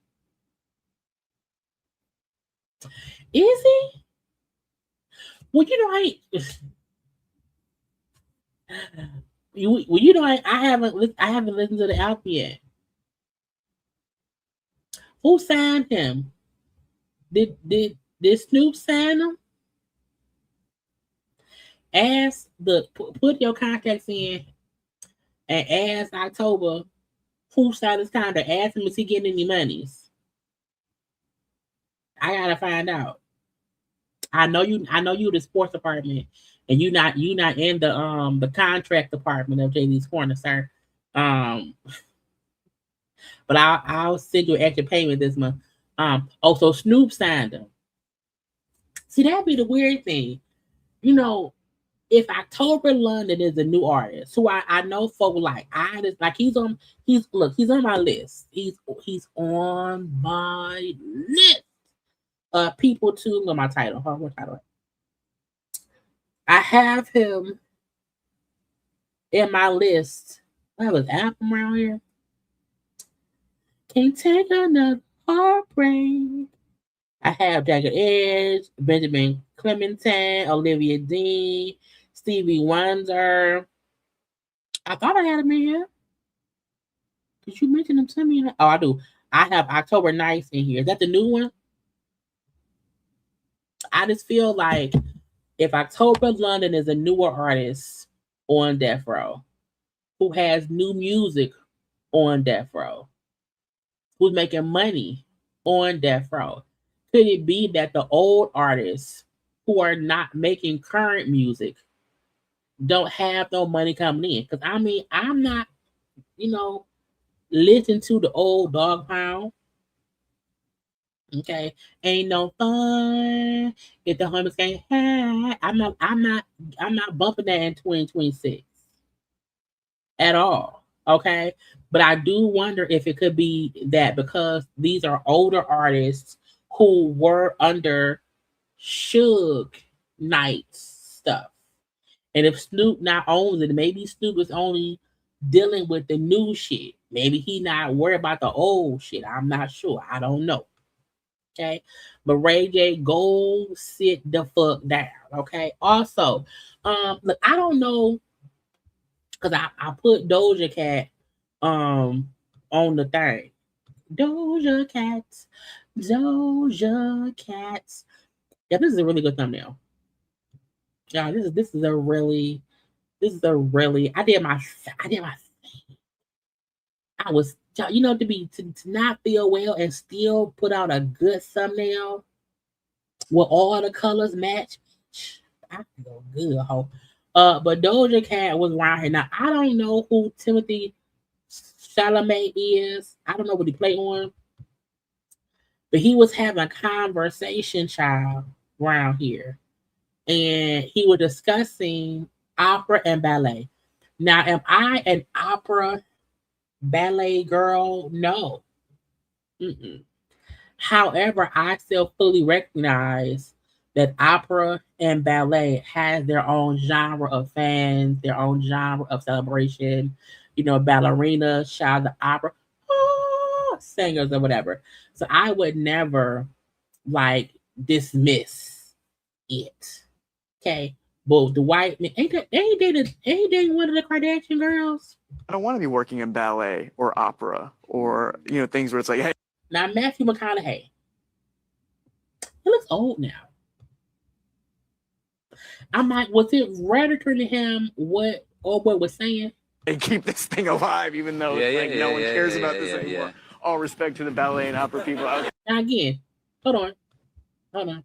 Respect. I don't want to be working in ballet or opera or, things where it's like, hey, keep this thing alive, even though no one cares about this anymore. Not no one cares about ballet or opera no more. I hate when folks say that because there are people who do still love it. Some folks thought that, rap wouldn't be around all this time. You know what I'm saying? So I don't get how a person who works in the arts, I think he's an actor, if I'm not mistaken. I don't get how someone who works in the arts as an actor, Google. Timothy Chalamet. Timothy Chalamet. Okay. Oh, he was in Dooms. I didn't watch Dooms. DJ likes Dooms though. He's a Doom actor. As he was in Doom Part 1 and Part 2. And I'm assuming Part 3. Okay. Interstellar. He's been in a couple of things or whatever. I don't. Oh, he was in Wonka. I still don't know him. My point remains. I don't understand how anyone who is in the arts would then talk negatively about another art. Respect to the ballet and opera people out there. I just lost 14 cents in viewership, but damn, I just took shots for no reason. That's not a shot. I hear what you're saying. Yeah. So, sorry. I don't want to be working in ballet or opera or things where it's like, hey, keep this thing alive, even though no one cares about this anymore. All respect to the ballet and opera people out there. I just lost 14 cents in viewership, but damn, I just took shots for no reason. That's not a shot. I hear what you're saying. Yeah. It was at this moment he realized I probably fucked up. Just in him negatively discussing another genre. It's kind of crazy. And I think even though I get his point in saying that isn't my thing. I'm not going to the opera. I'm not going to see ballet. However, you can't just make it seem as if it's a lost art. Because folks still go. So Doja Cat said, hold on. Hey. I got some things to say. By the way, opera is 400 years old. Ballet is 500 years old. Somebody named Timothée Chalamet. Timothée Chalamet, girl, come on out, Timothée. Come on out, Timothée. For it. They love it. Had the nerve. Big guy, by the way. Had the nerve to say on camera that nobody cares about it. I'm sure you could walk into an opera theater right now. Seats will be filled out and nobody's saying a word as the performance is going because everybody has that much respect for it. There is an etiquette around opera. There is etiquette around ballet. It's amazing. It's an amazing theater medium. It's beautiful. And people go there every day to the dance studio. Dancers show up 8 a.m., 6 a.m., whatever. They show up and they break and they bleed every single day. Just because they have, hey, but they love what they do. It doesn't matter if the industry is having a tough time at any time, which a lot of industries have a tough time. Your industry has a tough time. My industry has a tough time. Doesn't mean people don't care about it. People care. The dancers care. The singers care. The audience cares. There's still an audience. People give a fuck. You show up in a nice outfit, you sit the fuck down and shut the fuck up. That's the usual etiquette around those things. Maybe learn something from that. That was the best. Bitch, mind your business. You sound dumb. So I love it when someone says, hey, idiot, you said something dumb. Trying to be cool, okay? And you shit on a whole organization, a whole genre that people love. Imagine if someone said, you know what? No one cares about rock and roll anymore. There are no more rock stars. No one cares about hip hop anymore. There are no more rappers. No one cares about R&B anymore. That's not true. Little bitch. Y'all, somebody get Britney Spears into rehab, okay? They freed Britney from that conservatorship because her daddy was doing too much, okay? And ever since she got free from that conservatorship, it's been really, really weird, okay? But Britney Spears was arrested last week on the 4th on Wednesday night for DUI. I don't follow Britney Spears.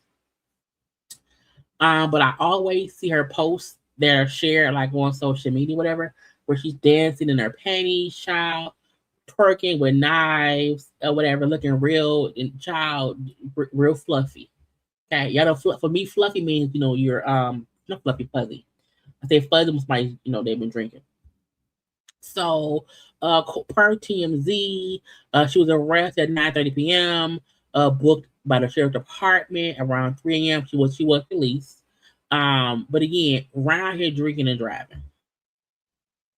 Okay. Britney doesn't need a conservatorship. Britney needs a babysitter. Britney absolutely needs a babysitter. Her rep spoke out, said this is an unfortunate incident that is completely inexcusable. Britney is going to take the right steps to comply with the law, and hopefully this can be the first step in a long overdue change that needs to occur in Britney's life. Hopefully, she can get the help and support she needs during this difficult time. Her boys are going to be spending time with her. Her loved ones are going to come up with an overdue, needed plan to set her up for success for her well-being. Britney was sheltered for so long that once she got freedom, she just went wild. I can be up late. I can eat the food I want. I can drink. I can do anything I want to do. And there is no tangible limit because she don't have any boundaries. And that's what is going on. She needs a babysitter. She doesn't need someone that makes decisions for her. But she does need someone to make sure she's making the right decisions. Because once you out here drinking and driving, I'm not okay with that. Once your drinking and drugging in the house turned into drinking and drugging in the car, I don't agree with that. Okay. They say also they found some pills during the DUI arrests. They think they were pills that she purchased in Mexico. I'm like, what? I'm like, she got out from Mexico. Got Adderall pills, but she obtained in Mexico. They say she traveled there frequently, and that one is she goes to get medication. Why can't she get Adderall from America? I be wondering. No, I mean, Britney needs a close family member, not a daddy. And again, not someone who is making decisions for her, but helping her. I don't think Britney knows how to be a reliable, regular adult. I think Britney operates in the mindset of a 21-year-old person, and she's in her 40s. I think she was stunted for so long, she doesn't know what it means. Like, hey, you can have a drink, but don't get so drunk that you are not DUIing. You know, I think she just making decisions as any young, immature, rich person would who has no guidance.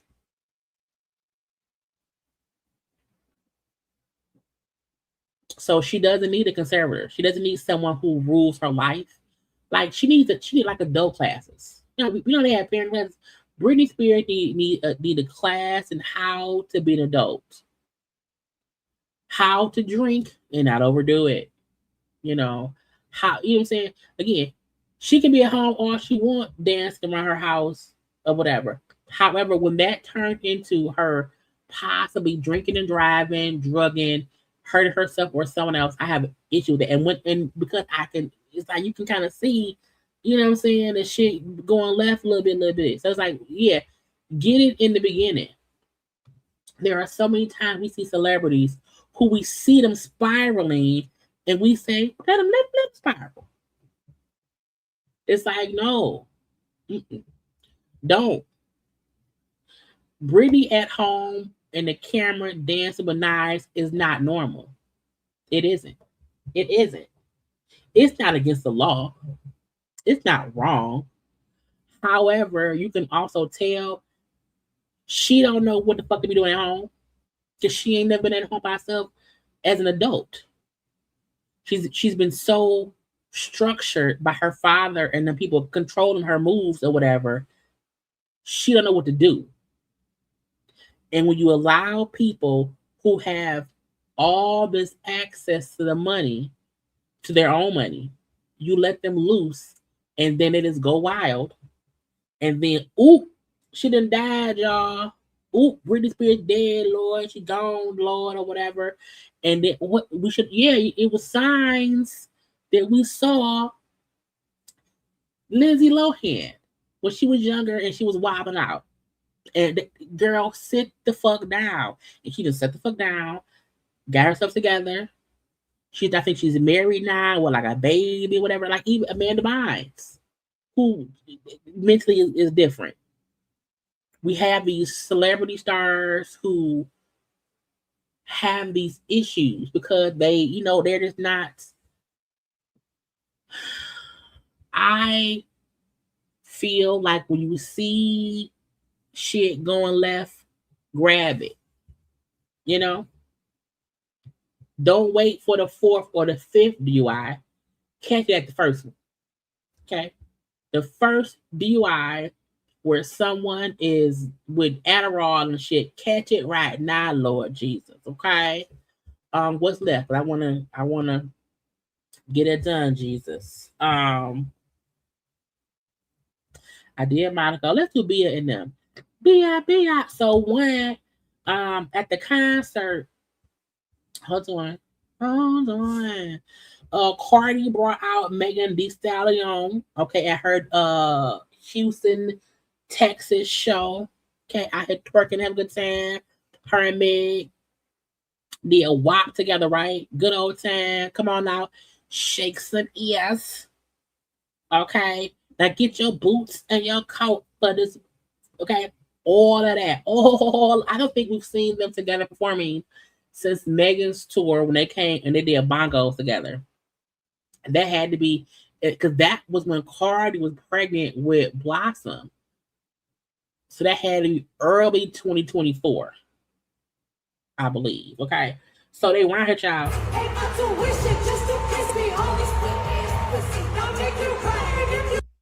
Okay. So that was cute. They was together. Hey friend. So after the show, Meg had posted on. Meg was, dancing or whatever to one of Cardi's songs. The Bia diss. Okay. Biggest songs gonna point to your head. Bow, I'm dead. So while Megan listening to the song, she was laughing.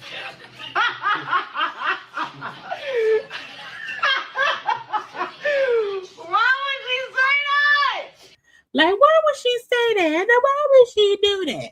Now, everybody who has heard the Bia, Pretty and Petty song, we be laughing. Okay, it is funny. It's a funny this. And Meg, she just laughing, child.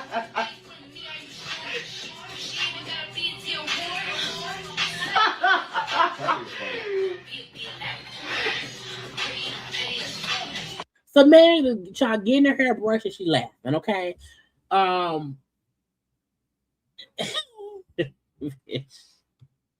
because we can't name 5 Bia songs. Okay, we can't name. Now I can't name. I think what's one song that Bia had? I don't know. I can't name not one of her songs at the all. So everyone laugh because when you think about it, you can't name a Bia song. So that lyric is hilarious, okay? And so Bia, feel like, oh, guy me. So Bia posted, she said, when I know someone's lying, but I let them keep going anyway. So she posted, when Meg was on the interview with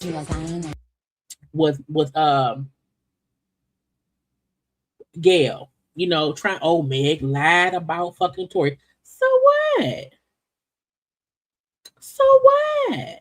And so she then was playing Nicki Minaj's song, the clip of Nicki Minaj saying lying on your dead mama.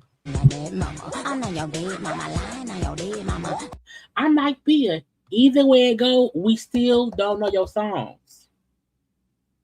We still don't know you. So you posted or trying to be, you lying because, girl, we don't care. We don't care. And someone was like, Meg is somewhere about to be on Broadway. Cardi was on tour, a sold out tour. Bitch, what are you doing? So you can't crack jokes on people who are more busy and booked than you. You can't. You can't. You can't. So I was like, girl, you feel be a Labrador. It's gonna be funny forever and ever and ever, bitch. Okay. I want to do. Well, let's do because what a girl. I want to because we're gonna do Tasha K last. I want to kind of we did Britney, we did Doja, we did Monica, we did Megan, or whatever. Who the fuck shooting at Rihanna? First of all, I said, I know damn right. Who I was so confused because for me, I was like, shooting at Rihanna's house. I said, was they sat there? Now what happened? Somebody rolled past Rihanna's house, stopped, and started shooting at her LA house. Okay. A 30-year-old female was taken into custody, fired 10 shots at the house. Rihanna was at home. I said, I cannot imagine. I'm at home baking cookies, bitch, and someone to start shooting at my house. I would be mortified. And if I'm a mom, like, we don't know the kid. We don't know if ASAP was there or the kid, but I can't imagine, bitch. Can't imagine. Now they caught the lady. Okay, that's the lady right there. Okay. 35-year-old Avania Ortiz, okay, was arrested because she was shooting the house. She's been held for suspicion of attempted murder. Her bail is $10.2 million. Okay, 10.2 mil.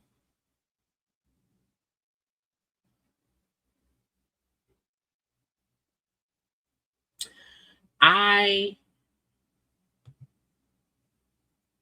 don't know why anybody thinks it's smart to pull up and start shooting at a house. Because again, she has 3 children. It could be other kids in the neighborhood who could have been just walking down the street. You know what I'm saying? Like, what kind of insane motherfucker walks up and starts shooting? Now, it was in LA in a nice neighborhood. They was able to get like helicopter to like follow her, and they traced her like to a mall parking lot or whatever. She was arrested, but they were showing her posts like earlier this year.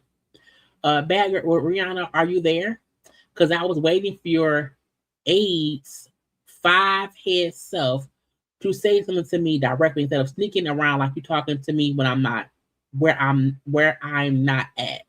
So she was already posting things on social media.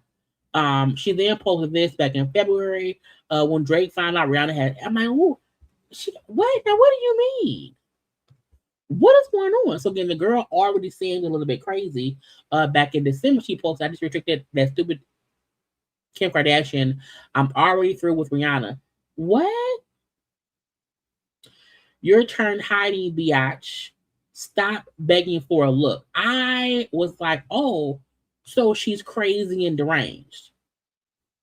She's crazy and she's deranged. I've heard people say that Rihanna's house is sometimes on that TMZ tour where folks, you know, they take the tour of the house, and so people know she lives there. Now, it's not like a residential house. Okay? It's behind the gate and all that or whatever. But again, anyone who pulled up, child, and start shooting with an AR-15 style rifle, fired 10 shots at her house. It's crazy. It's deranged, okay? There was another video. Was the video I had saved? Was it this one?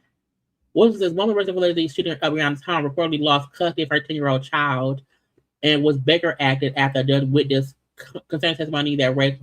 So she has mental issues. But ma'am, your mental issues does not mean you should come and shoot up my household. Okay, that is insane to me. Oh, it's right here. To literally throw an array of, what is it? Array of force at me to push me down. I don't want you, and you don't go there. And you know what? God's judgment is going to be overwhelming against you when he grabs you and throws you down. I've already seen it. You saw Rihanna. You saw her picture. She has a very big forehead and an ugly, ugly nose. That's God's judgment on her. I keep telling her to stop harassing me. To stop harassing me. And she keeps doing it. She keeps harassing me. And I already bought stock in Ulta, and I have staked in Ulta. So now those energies can't harass me when I go into Ulta anymore. When I go into Ulta, the devil tries to antagonize me or instigate against energy, trying to literally against me by the pictures that are there. The devil is an Ulta? But you know what? I bought steak in there, and I said, forget you. This is mine too. This is mine too. You're not going to be throwing bad energy. If I go into a store, okay, and I think the devil's in there, I'm not going back to that store.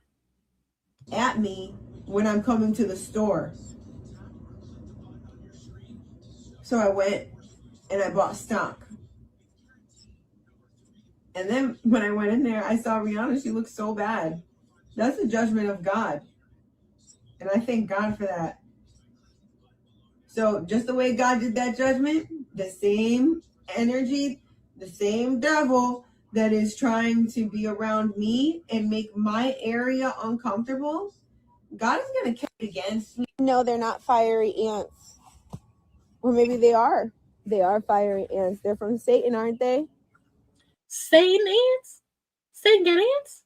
So that's Satan. He just wants to kill something beautiful. Just like his Rihanna. They just want to kill something beautiful. But they can't. No, they're not fiery ants. Again, crazy people do crazy things, and we have to just protect our energy. Just protect our energy. Okay, I think all we have left is them drugs, and then Tasha K's crazy rant. So I feel like nobody cares about Dwight Howard in general. You know what I'm saying? In general. However,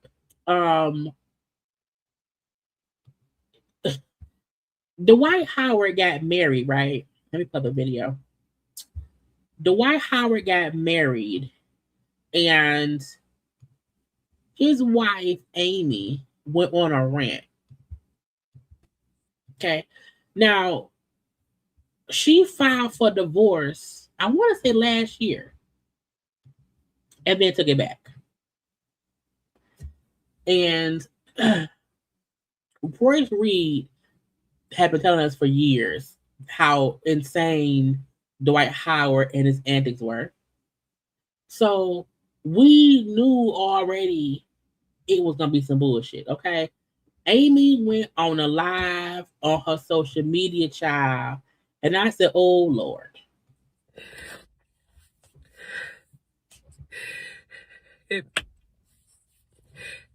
To know me, you know I am so prideful and so private. It hurt me so bad to have to even protect myself in this type of way. But my marriage has landed me in a very dangerous position. Girl, why are you not talking to the police? Okay, what we gonna do? Girl, divorce. Police. My stepdaughter was just taken by CPS because of her father. Okay, if the daughter got taken because of her daddy, good. It seemed like it ain't a safe environment. CPS and the police have been here 3 times in less than 3 months, and I stood in it with my husband, even though I was scared for my own self. So CPS came 3 times, okay, and you scared for yourself. Why would you not want the kids to get out? If you scared for yourself and you're an adult, okay, why would you not say, hey, CPS, take the children. It's not safe here. Anyone who say the police came and y'all let them leave without the children, you are part of the problem.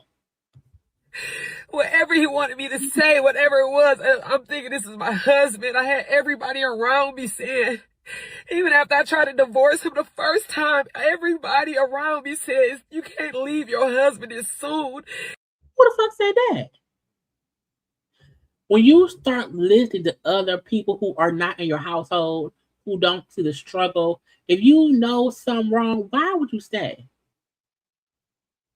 You said through sickness, through health, you said through good or bad. That's why I came back, but this is going way too far. People, I need y'all to know, through sickness and health, good, bad, whatever, that does not mean you put up with bad behavior. That does not mean if he is doing some illegal, abusive, to stick it out. That ain't what that shit means. Good and bad mean you pissed off because you pissed on the toilet seat one night and you didn't wipe it off. Okay, that means you're upset a little bit. That does not mean that you stay in a dysfunctional marriage with a dysfunctional human being. Okay, at all. But it's not even about me. It's about the kids. The stuff that I have to go through with the kids. I have to be witnesses too. I'm in the police at the house. They ask me questions. I don't know how do I lie for my husband. I never. Why would you lie for your husband? If it's always about the children, it's about the children. You should do what's in the best. Do what's the best for the children. And I don't think lying for your husband helps the children. Lying for anyone doesn't help anybody. I've been married before. I'm in love with my husband. I don't want him to get in trouble, so of course I'll be his alibi. But this is not you to be the look. You are only supposed to be an alibi for your husband. Okay, if it's a non-abusive offense, okay, if he stole a Snicker bar from a store, cool, be the alibi. Okay, if he ran a stoplight, cool, be the alibi. Okay, if it is something to do with abuse allegations, drug use, stuff for the children, you should never be someone's alibi if that helps him hurt somebody else. Bitch, that's stupid. Okay, I will be an alibi when you can't come to me and say, "Hey, I beat the kids up. Can you say I went home?" No, because why are you beating children? Hey, I killed someone. Bitch, what? No, I'm not telling about home. What are you doing? Okay. I know we all jokingly say, "Hey, I now look." You can help bury a body if you need to. Okay, if it was self-defense. But she seemed like she's an alibi because he and some it's stuff that he doing that she know was wrong. And he's asking her to lie for him. Going way too far. And now I'm getting mixed all in this. I've been with this man for 14 months. Girl, leave. 14 months, leave. If it's this bad in the beginning, leave. I cannot ruin my entire life for something that this person is doing. I just cannot do it. I tried to get so much help. I asked for counseling in our marriage. We went through 2 different counselors. When I say I love my husband, I don't want to leave my husband, but the fact that you love him more than yourself speaks volumes. The fact that you love him more than you want to protect the children speaks volumes. The positions he Girl, get some tissue. Girl, get some tissue, bitch. Get some tissue. He's putting me in. And it's all over nothing. I keep telling people he needs some help, y'all. I live with him.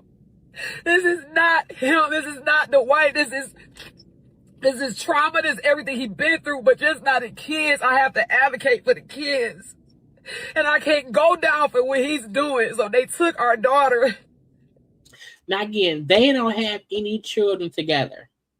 These are his kids with other women. Okay. Her stepchildren that she's been around at 14 months with. And I'm just sitting there like, do I speak up? Do I be quiet? What do I do? But I caught this man. I caught this man forcing our 12-year-old son to cover for him, his son, to cover for him. He had him lying. I recorded it. He was coaching our son to lie on me, and I had to record it. And it's bitch, he coached you to lie for him. He coached you to lie for him too. It's this shit. I try to tell everybody. I said, bitch, is that flour? I have never seen someone pull out a bag of drugs, a bag of powder. Need some help. And ain't nobody want to fucking listen because he got the money. I kept saying, whatever, y'all don't understand. I live with him. He needs some help. And this is it. This is what I'm fucking losing my fucking marriage to. This shit. Now, first of all, I'm not an expert on drugs. Okay? I don't do drugs. I've seen cocaine on the TV before. Okay. That looked like crystal stuff. That looked like little rocks of things. So I don't know if that man is on the cocaine. I don't know if that man is on the crystal of the meth. I don't know if that man is on that crack cocaine. But again, I've never seen any of those. But I've seen the movies. I've seen the child SVUR. I've seen them snort the stuff on the TV. I don't know. That looked crystal-like. Okay.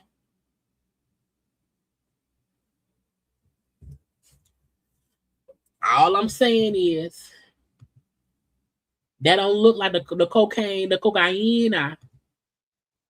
be on the TV. They be doing on the TVs. Okay. That look like crystal stuff. You hear me? So I don't know if that man is on that cocaine. He might be on that crystal stuff or that crack cocaine. Look crack. This shit right here. And who the fuck put a drug in their hand? I was like, I ain't never, girl. I told everybody, y'all gotta help him. So she then, dips her hand to knock it off into the bag. He is spiraling. I'm in here with him. I'm trying to love him through it. I was gonna run out. Girl, you just put the cocaine on your nose. The door. I was gonna leave him, but everybody told me don't leave. Who dips drugs in their hand and then just do like this? If I dumped, if I dumped some drugs in my hand, my whole hand gonna fall off. I gotta go wash my whole hand with dish soap, with body lotion soap, with some scrubbing soap, okay, some exfoliating soap, okay. She dumps that cocaine, that crystal, that cocaine, that crack cocaine in her hand, and then it's happening. Let's rewind. Let's look quick rewind. Okay, she had that right there in her hand. Again, my hand would be falling off.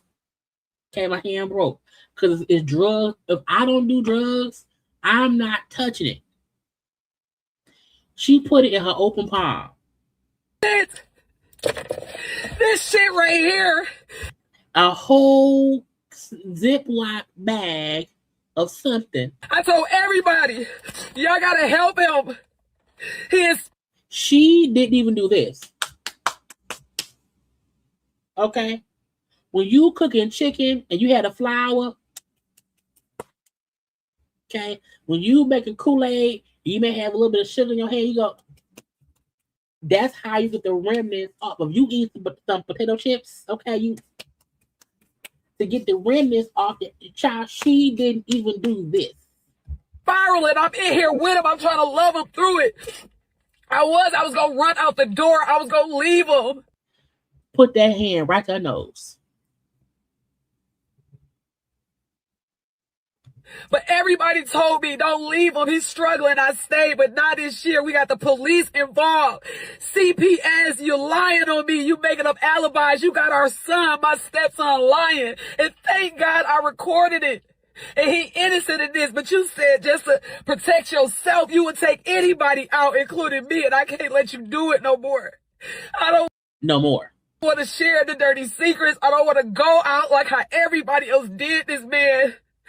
I don't want to hold him accountable for his issues. I want to keep it a secret. I want to keep protecting him for what? But I got to protect myself now. I'm uncomfortable. You hide.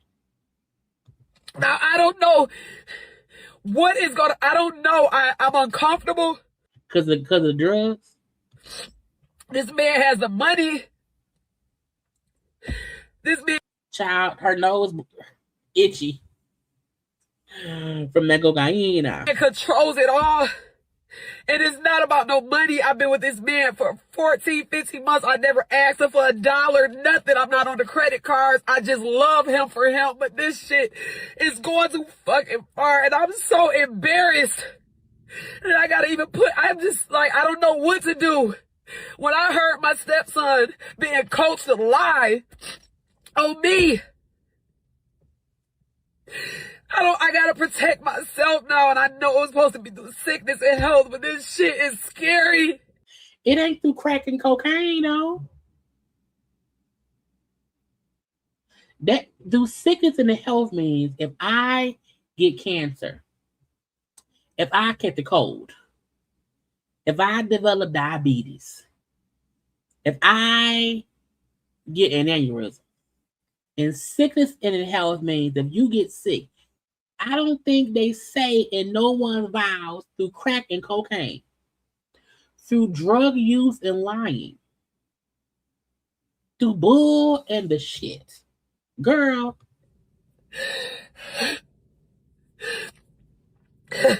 She looking for the cocaine. Oh, now you want to do this.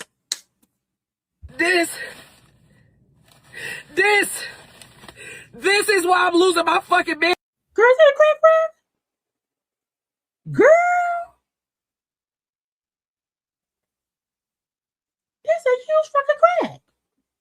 Or it's not. Because I don't think cocaine rocks up like that.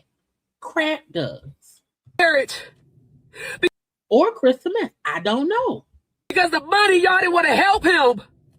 Is it a nugget, bitch? So she had that whole live up child going off. Wait a minute, it gets down to it. Hey, hold on. Flying. And I love you still. And it is no beef, David, okay? You don't have to hide from me or run from me.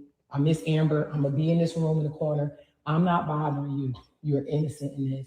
But never forget, when you lie on people, David, you can get them killed, sent to prison or jail. You can. So you must always tell the truth. Yeah. Telling the truth, what you lie, how you made them lie.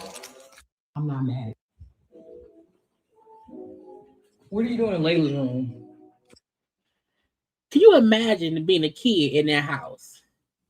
Your daddy on that stuff. Your stepmama is too. Okay.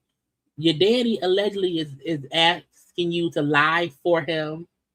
Your stepmama telling you don't lie. I would hate to be a child in the middle of these adults and they shit. Okay. I'm also not gonna be up in the house fussing with some man I know is on the cocaine. Framing her.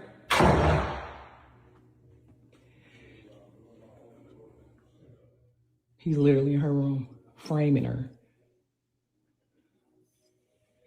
And I'm gonna record it all.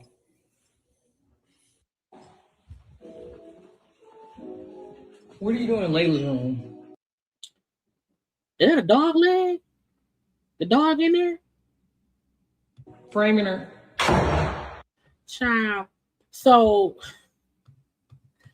Royce had been saying for years, all that, he does all this shit. So after Amy came out, Royce again, I told y'all. They called me crazy. They called me bitter, blah, blah, blah, blah, blah, blah, blah, blah, blah. Okay. Royce's whole point in all her posts was, I told y'all.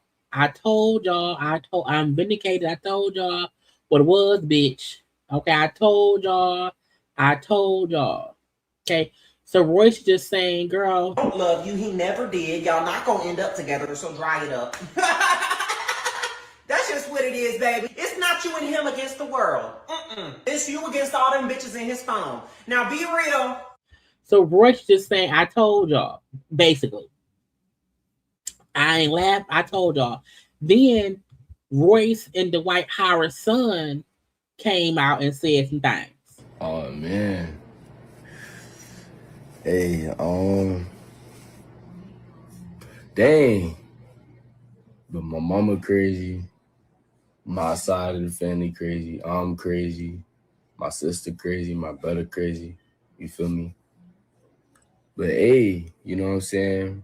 I hope, you getting the help you need. But I told y'all, man. My mama did too, especially. But it gets to a point you gotta learn to deal with certain things as you get older, bro. But hey, man, that's something right there I will never do.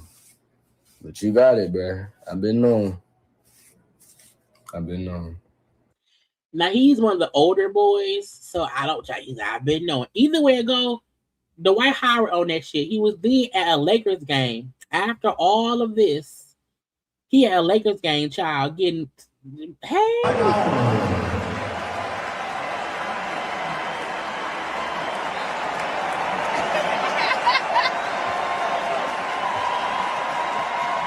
after his wife say he on them drugs, he at the goddamn Lakers place, child, posing and smiling. I'm like, do they know that nigga around there?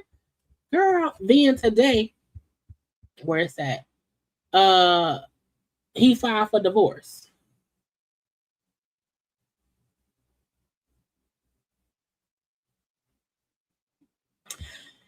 They got married January 11th, 2025. So it was married just over a year. And whatever, I don't care because he filed for divorce. She then commented saying, raising me to file first. This time, but small news when I filed first last year. All good, but we still not going to visit my stepdaughter one single time, who was taken and has been with the state since Thursday. It's more hurtful to me. Us adults will be okay, but the kids need better. This too shall pass. Girl, if you don't leave that nigga alone, girl, look.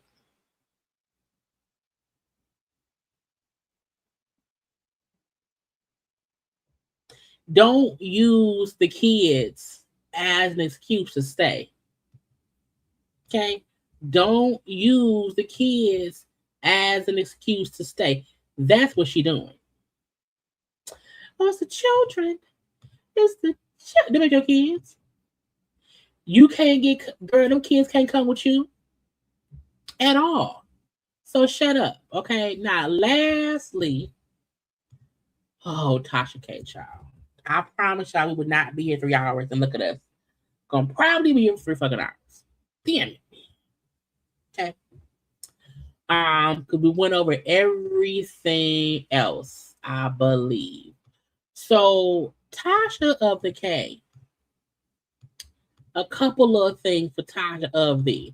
So y'all know Tasha K filed for bankruptcy because of the 3.9 mil that she owed Cardi, and she still owes that money. She's paying on it, right? And she was talking recently saying, I don't have the 3.5 mil. Okay, I don't have it at all. Okay, she made a post saying, I'm gonna start a GoFundMe.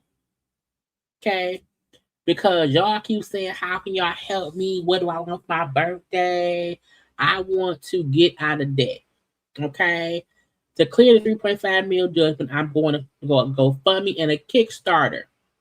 Okay, GoFundMe pure donations go directly to paying the debts.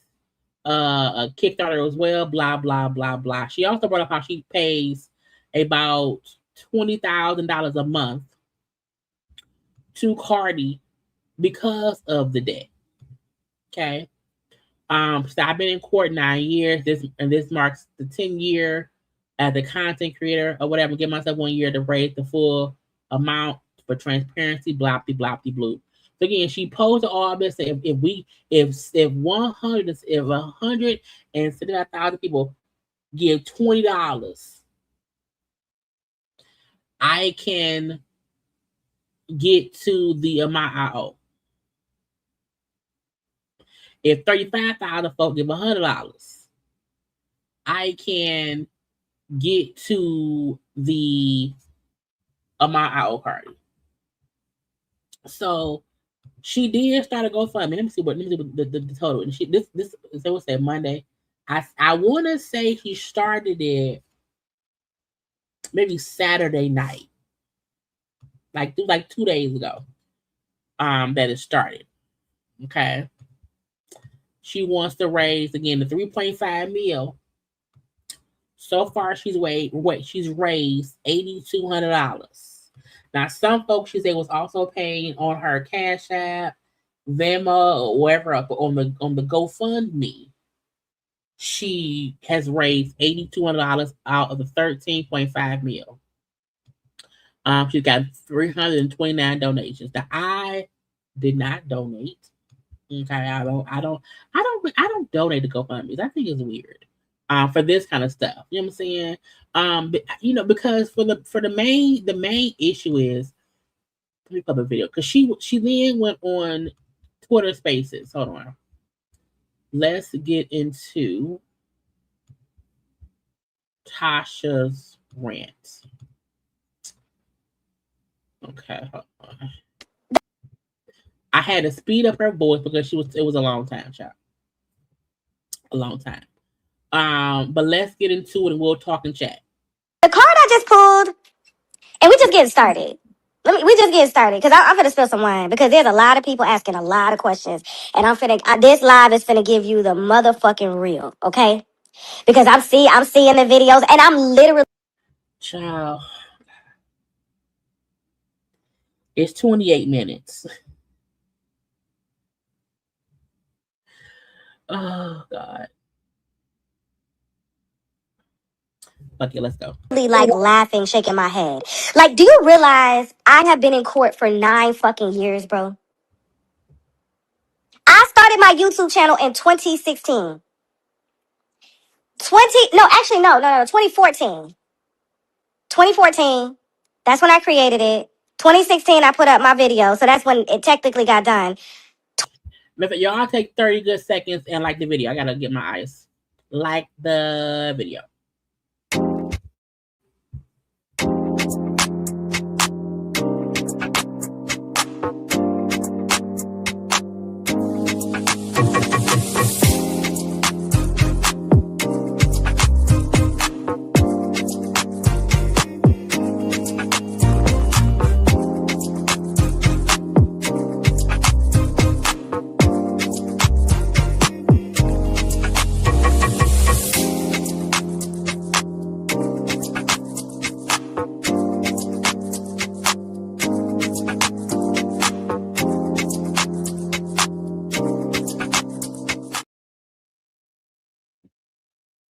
Here I come. I had to get my eyes. I hope y'all like the video. Okay, now let me hit play. Let me get back on screen. Hold on. Let's go. between 2017 and 2018 is when I got sued. Okay? I did an interview. That sent an interview down the pipeline. Boom. Okay, 2022, verdict comes in. All right, great. No problem. Where do we make payments? Instead of payments being accepted, they garnishing. They're trying to garnish, trying to freeze YouTube channels, trying to freeze Facebook accounts. So I'm doing what I did in the past. I'm like, well, the only thing that stopped this is a bankruptcy. So I go to file bankruptcy. Now, I spoke to a lot of bankruptcy attorneys who told me this was impossible to do. They said, especially in Georgia, since the verdict came down in Georgia, judges talk.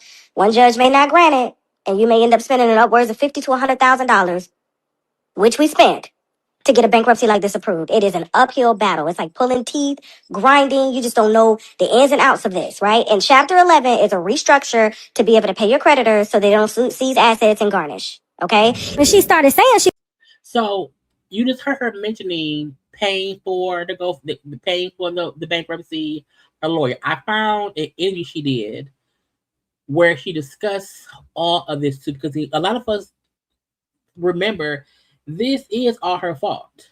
You know what I'm saying? At the time she was posting crazy things about Cardi. That Cardi asked her to take it down and apologized, and Tasha just refused. And now we have this. I just had to put this in as a reference to the bankruptcy. He was gonna sue. I was like, bitch, I don't care. I wipe my fucking ass with cease and desist. Who gives a fuck? You know, you gonna spend your money on this? Go ahead. So when she filed the lawsuit, I was like, well, if it mean that much, because I was pregnant at the time when she filed the lawsuit, and I was high risk. So I was like, well, if it really mean that much, I'll take it down. But then she was like, take it down and apologize. I said, apologize for what? Remember, Tasha K at that point in time, we went a little bit. At that point in time, Tasha K was alleging, after she did an interview with somebody who said she knew Cardi, that Cardi like had a disease and all these things. So it wasn't her to say, I don't like Cardi B and I heard blah, blah, blah, blah. It was more like, hey, all these things about Cardi is true because so-and-so said so. And for a while, like publicly, Cardi was like, take it down and just say sorry because it wasn't true. And Tasha would be just saying, nah, I ain't gonna do shit. It is an uphill battle. It's like pulling teeth, grinding. You just don't know the ins and outs of this, right? And Chapter 11 is a restructure to be able to pay your creditors so they don't seize assets and garnish. Okay? When she started saying she was going to sue, I was like, bitch, I don't care. I wipe my fucking ass with cease and desist. Who gives a fuck? You know, you going to spend your money on this? Go ahead. And she said that on her channel.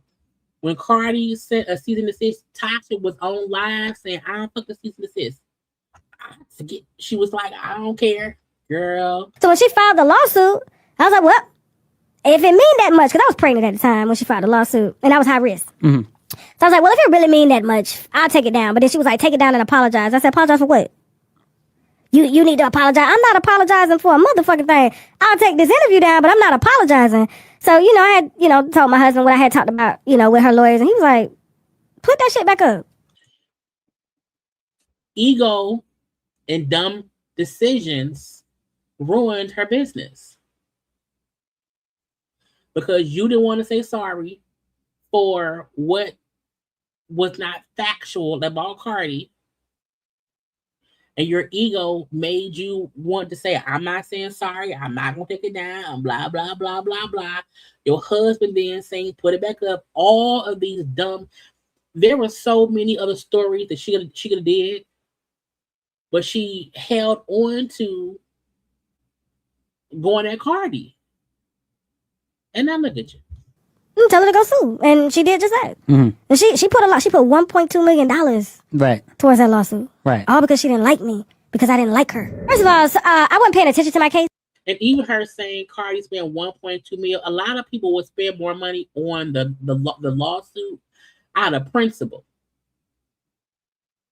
When someone has the money to waste and they know you don't have the money to waste, they don't mind spending $1.2 million if it means your life is inconvenienced. Some people are rich enough to spend whatever to make someone less fortunate life inconvenience because you fuck with them on a day and kept poking at them. So I don't think Cardi cared that she spent whatever amount of money on lawyers. Your life is inconvenienced, and your life has been inconvenienced for 10 years. And Cardi at the time, 9 years ago, was, I think, freshly on Love and Hip Hop. You know what I'm saying? It was a freshly new career. We didn't know how far Cardi was gonna go at that point in time. You know what I'm saying? And for it to be, 10 years later, she's now on a sold out tour. Like Cardi is still popping and making, you know what I'm saying? And your life is still inconvenienced because you made a decision to not say, fuck it. All right, my bad. Sorry. I'm gonna move on. So even trying to bring up, well, Cardi spent $1.2 million. That's fine. But she's made that back as a celebrity. You're in bankruptcy. You have to pay her $20,000 a month. Now, that may be fine for you, but you're still struggling in a sense because you had to go through bankruptcy. All your finances is all public now, okay? Anytime any creditor wants to come check you, they can. Cardi spent $1.2 million to inconvenience you for the next 10 years. I hired lawyers that were fresh out of college. I heard your legal team was not great. No. And if you've never dealt with lawyers before, that was the first time I ever hired a lawyer for anything, right? Because I fucking 35, 36 years old. What the fuck? I don't break the law. Your first time is always tough. Yeah. It's kind of like you. Yeah. And now she has to pay Cardi lawyer fees.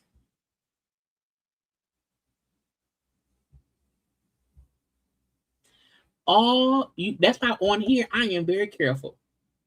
I'm not going after anybody. I don't want no one suing me. And Tasha K felt like she was bigger than the program. And now look at you. So I didn't know. Like it was kind of like, oh, they said, and they were the cheapest too, because you know people wanted. They heard Cardi B, then they wanted them retainers 50, 60,000. I was like, where the fuck I'm supposed to get that shit from? Right, which is like nothing compared to how much she ended. So. Man, listen, because she had a team. Yeah, she had 2 teams. She had a team in New York and a team in Georgia. So, and if Cardi B coming, she got an endless amount of money. They billing. Right. They billing.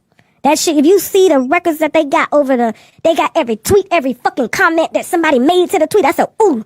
When I saw the end result of how much she paid, I said, they the only ones that really won. Right.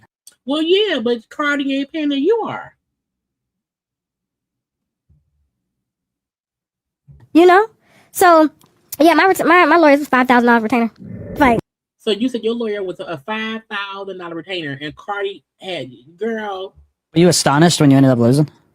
I was surprised because I was just like, but I really wasn't surprised because the judge had already kept out a lot of stuff because everything that I commented on came out of her mouth. It wasn't like, malicious. It's like, oh, I'm gonna make this shit up about you. You see what I'm saying? I didn't just say, oh, I'm gonna do this. But they found, they played a video. It was after, we was like 3 years into litigation, where I just snapped on her because she had, these so-called YouTube investigators coming to my house, going to my daughter's school, asking questions about me. These just random ass people, right? And, I'm, just had my baby and I was like, you know what? Fuck you. And I went in and I was like, bitch, that's why your husband, I said, you can go get your body done out as many times as you want. You still don't keep your husband at the house.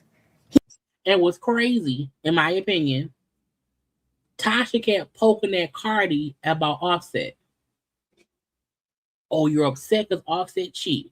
And Offset is a cheater. And blah, blah, blah, blah, blah, blah, blah. And Cardi has since left Offset and is still thriving.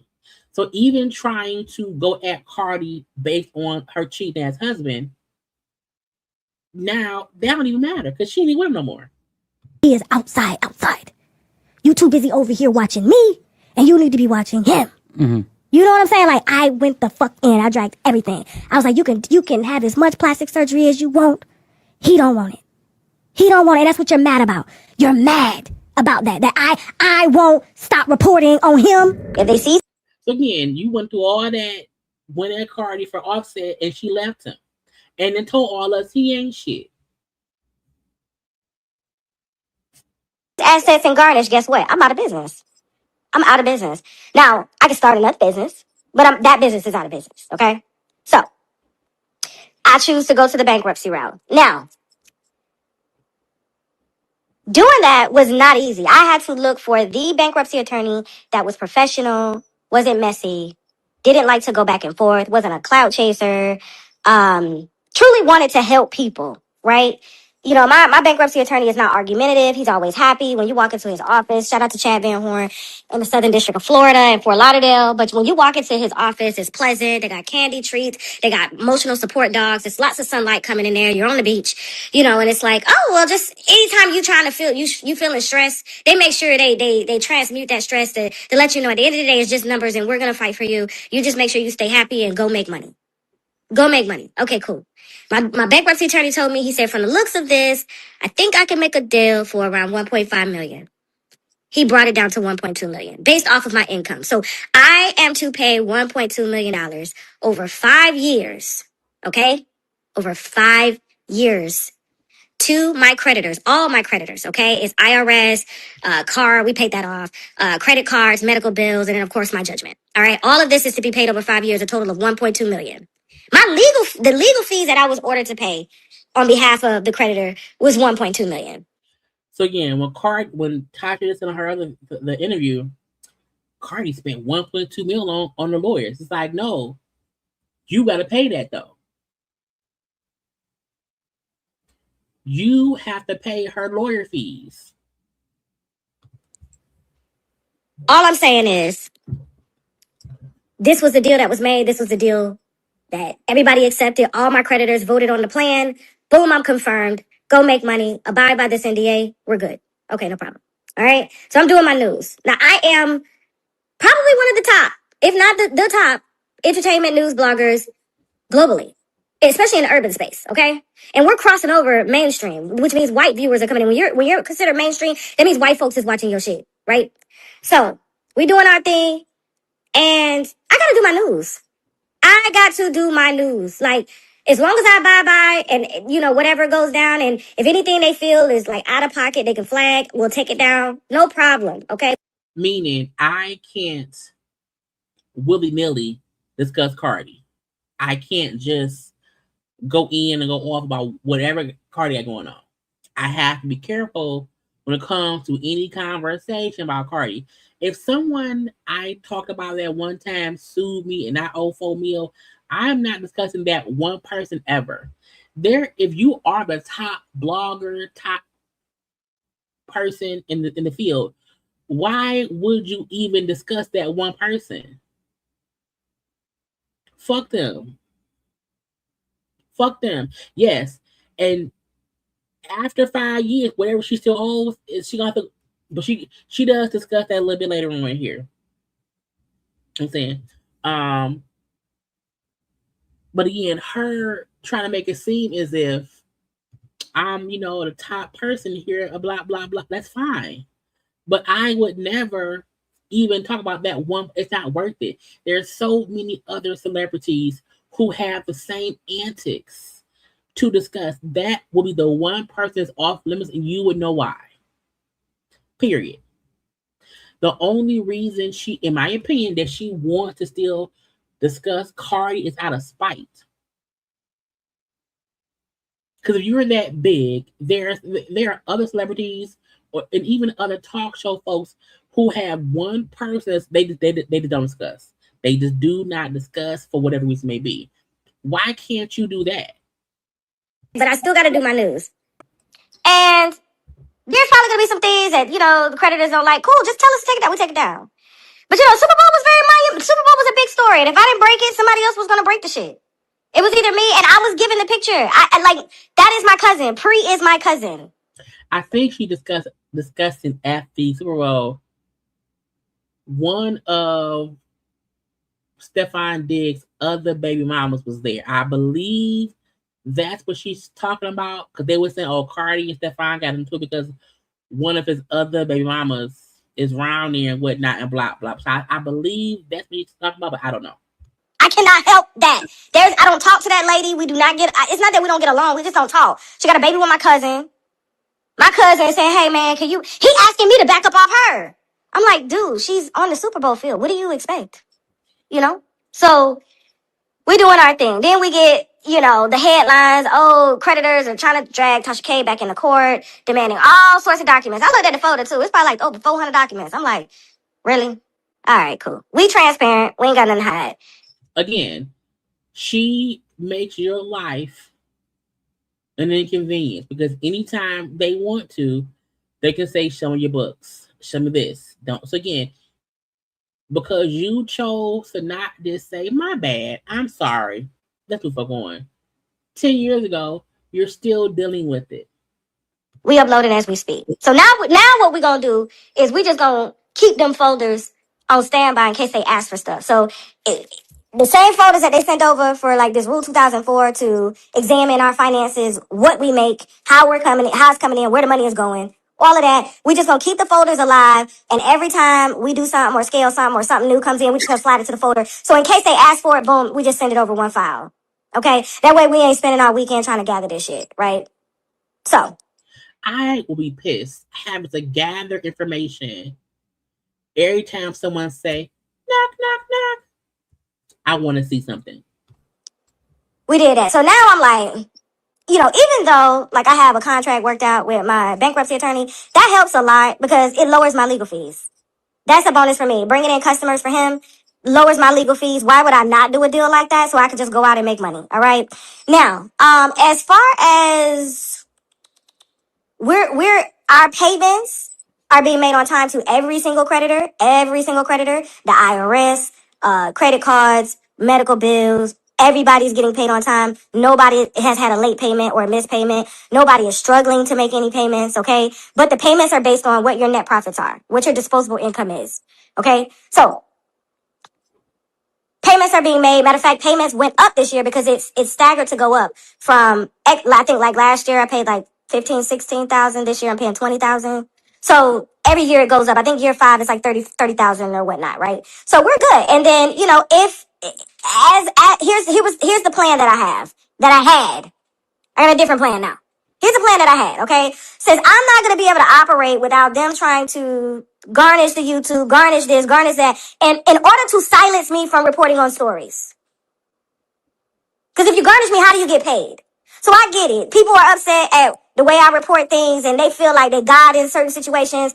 There's only one God, and that God has always said when we're given permission to be here, when it's time to go, He is the start, He is the finisher. No. God, like, no, hold on. I ain't in court. Now, hold on. So now why am I in it? And you could have did it. See how I get thrown in stuff? I ain't gonna do this.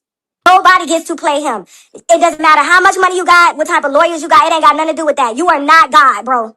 People live by God complex. They are not God.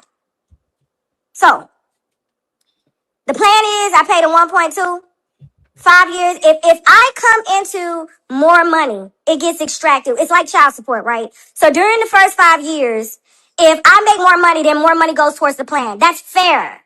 That's what it's supposed to be to help get it all handled, right? But we got to keep legal fees down. We got to keep time down. But, you know, when you're dealing with people that are that just have a motive, that feel like they're God. Meaning, because you owe me money, and because you dragged me for all that time on social media, and because I asked you to take something down, you chose not to. Now, anytime I can inconvenience you, I'm going to do it. Anytime I can say jump through hoops because I said so, I'm going to do it. I don't think I'm God. However, I do think you played with me, bitch, and I'm getting my revenge. Anytime I can say knock, knock, knock, open up them books, I'm going to do it. And again, because Tasha's ego, or this even her incompetence as a new person on social media 10 years ago, I don't know why she did it. But again, this is what happens when you play with people. This is what happens. So distractions come in, and it's meant to distract me so I don't continue to do what I do so greatly because I'm great at what I do. Okay? And so God has been good to me, and He's going to continue to be good to me. Now, after 5 years, let's just say we paid 2 in the first five years, right? But we got, let's say 1.5 million left over. I'm going to file another bankruptcy. To pay that 1.5. Because even she's gonna still owe that money to Cardi. After 5 years, whatever's left out of that, you know, from that judgment, she'll still owe it. That way, there's no garnishments, there's no asset seizures, there's no writs of judgments, whatever. You can't come take nothing. Taxes are control everything, right? That was the plan. The plan was to extract as much money as I could, leverage my platform to start businesses as I've always done, okay? And make as much money as I can to pay all my creditors. Because without the major creditor, I don't have no creditors like that, okay? Period. So. And we all know the biggest debt she has is the judgment. You know, so I think we know that it wasn't as if she had, you know, she doesn't owe anyone else millions. You know what I'm saying? However, you put yourself in that situation. You know, everybody in life has some kind of debt. Okay? Credit card debt, student loan debt, house debt, car debt, whatever debt. I don't know. DoorDash debt, I don't know. So it's not as if, you know, people having debt is like, ooh, like a lot of folks have it. However, you put yourself in multi-million-dollar debt off your pride and ego. And I'm sure Tasha makes really good money on YouTube because she is a popular YouTuber. She gets millions of views a month. So I'm pretty sure she makes good money. However, having to pay someone $20,000 a month for 5 years, don't no one want to do that, because she also has to live too. It's 9 years, 9 years. Now, this is my case. I'm talking about my case. So, after yesterday when I saw Pinky and Black Smoke file for bankruptcy, my team was like, this would be great for you to speak on. I said, no problem. I called up a colleague of mine, and I asked the colleague, I said, man, I'm looking at how Pinky Cole went about raising money for these businesses that still fail. She raised like $25 million. I'm like, people like really doing this shit? Like, and I was just like, I don't believe in doing that. I've worked since I used to sell damn beer cans, bro. Like, I was the candy lady in school. I sold the juleps. I sold the chips. I've worked my entire life. I've always made sure I was in a position to be able to give. And if somebody gets something from me, they get something in return. You know what I'm saying? I give them something in return. Like, it's vice versa. I don't believe in GoFundMe's and stuff like that, right? But then I had an epiphany the other night. I said, man, listen, why am I so prideful? Like, I'm doing everything right by the book. Making my payments on time, abiding if they feel like anything is crossing the line, they take it down, no problem. How much they show? I had to Google it.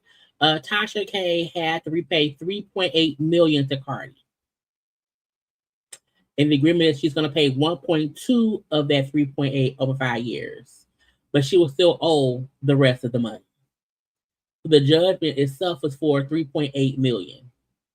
So that's what she owes, and what she's paying towards over the first 5 years. In my news, why am I being so prideful? The winos have been begging me since the verdict came in. Tasha, give us a GoFundMe. Let us support you. And I was like, no, man. Like, y'all ain't supporting no rich people. Y'all ain't doing that. Like, for real. I despise that shit. You know what I'm saying? But then, like, I'm in 2026. This was 2022. I'm in 2026. And I'm like, we still going down this rabbit hole? We still going down this rabbit hole? So I'm like, you know what? I have one card that I can pull. One card. And I said, and as soon as I figure out what God wants to fix in me, as soon as I figure that out, I am going to pull that card. And he gave it to me. And last Sunday, I said, I have got to fix what is wrong with me. Why do I make it my business to take something that's business and make it personal? That's where my brand always takes a hit. That's where your brand, that's how you got fucked up with Cardi. Professionally, how you went at her was wrong. Professionally, when she asked you to take down something that wasn't true about her having diseases and all that stuff, and apologize for saying that. Tasha also said in her stuff back then that Cardi like passed the SD to culture, her daughter. That's why Cardi asked for an apology. It wasn't because, Offset cheating. No. You said that lady had a disease and she passed that disease to her daughter.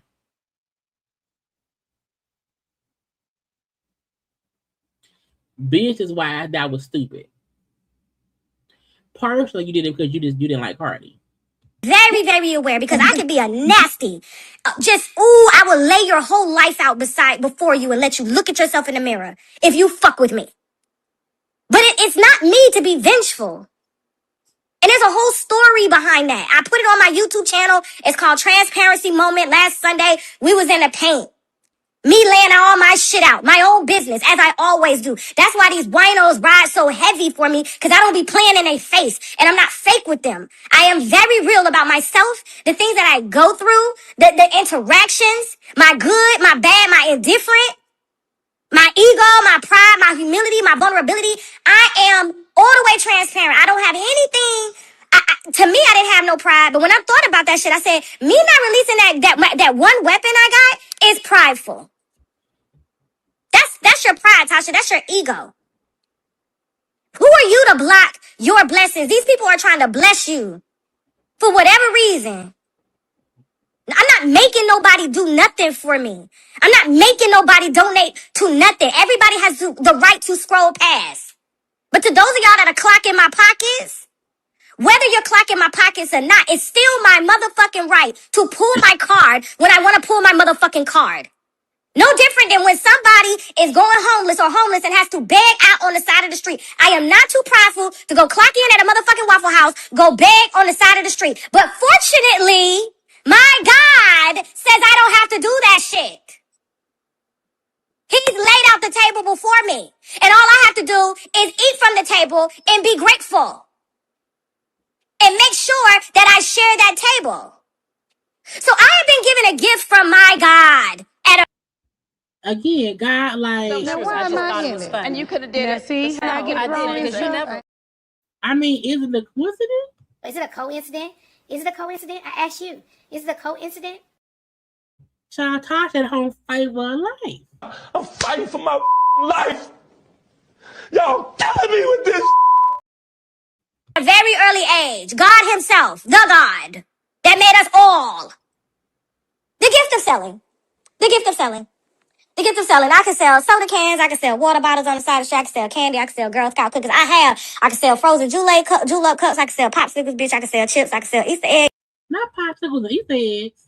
I can sell Easter candy in Christmas time, during Christmas time, even though it may be turning moldy. Bitch, I can sell popcorn that's stale, even though it looks good in that can. I know how to sell.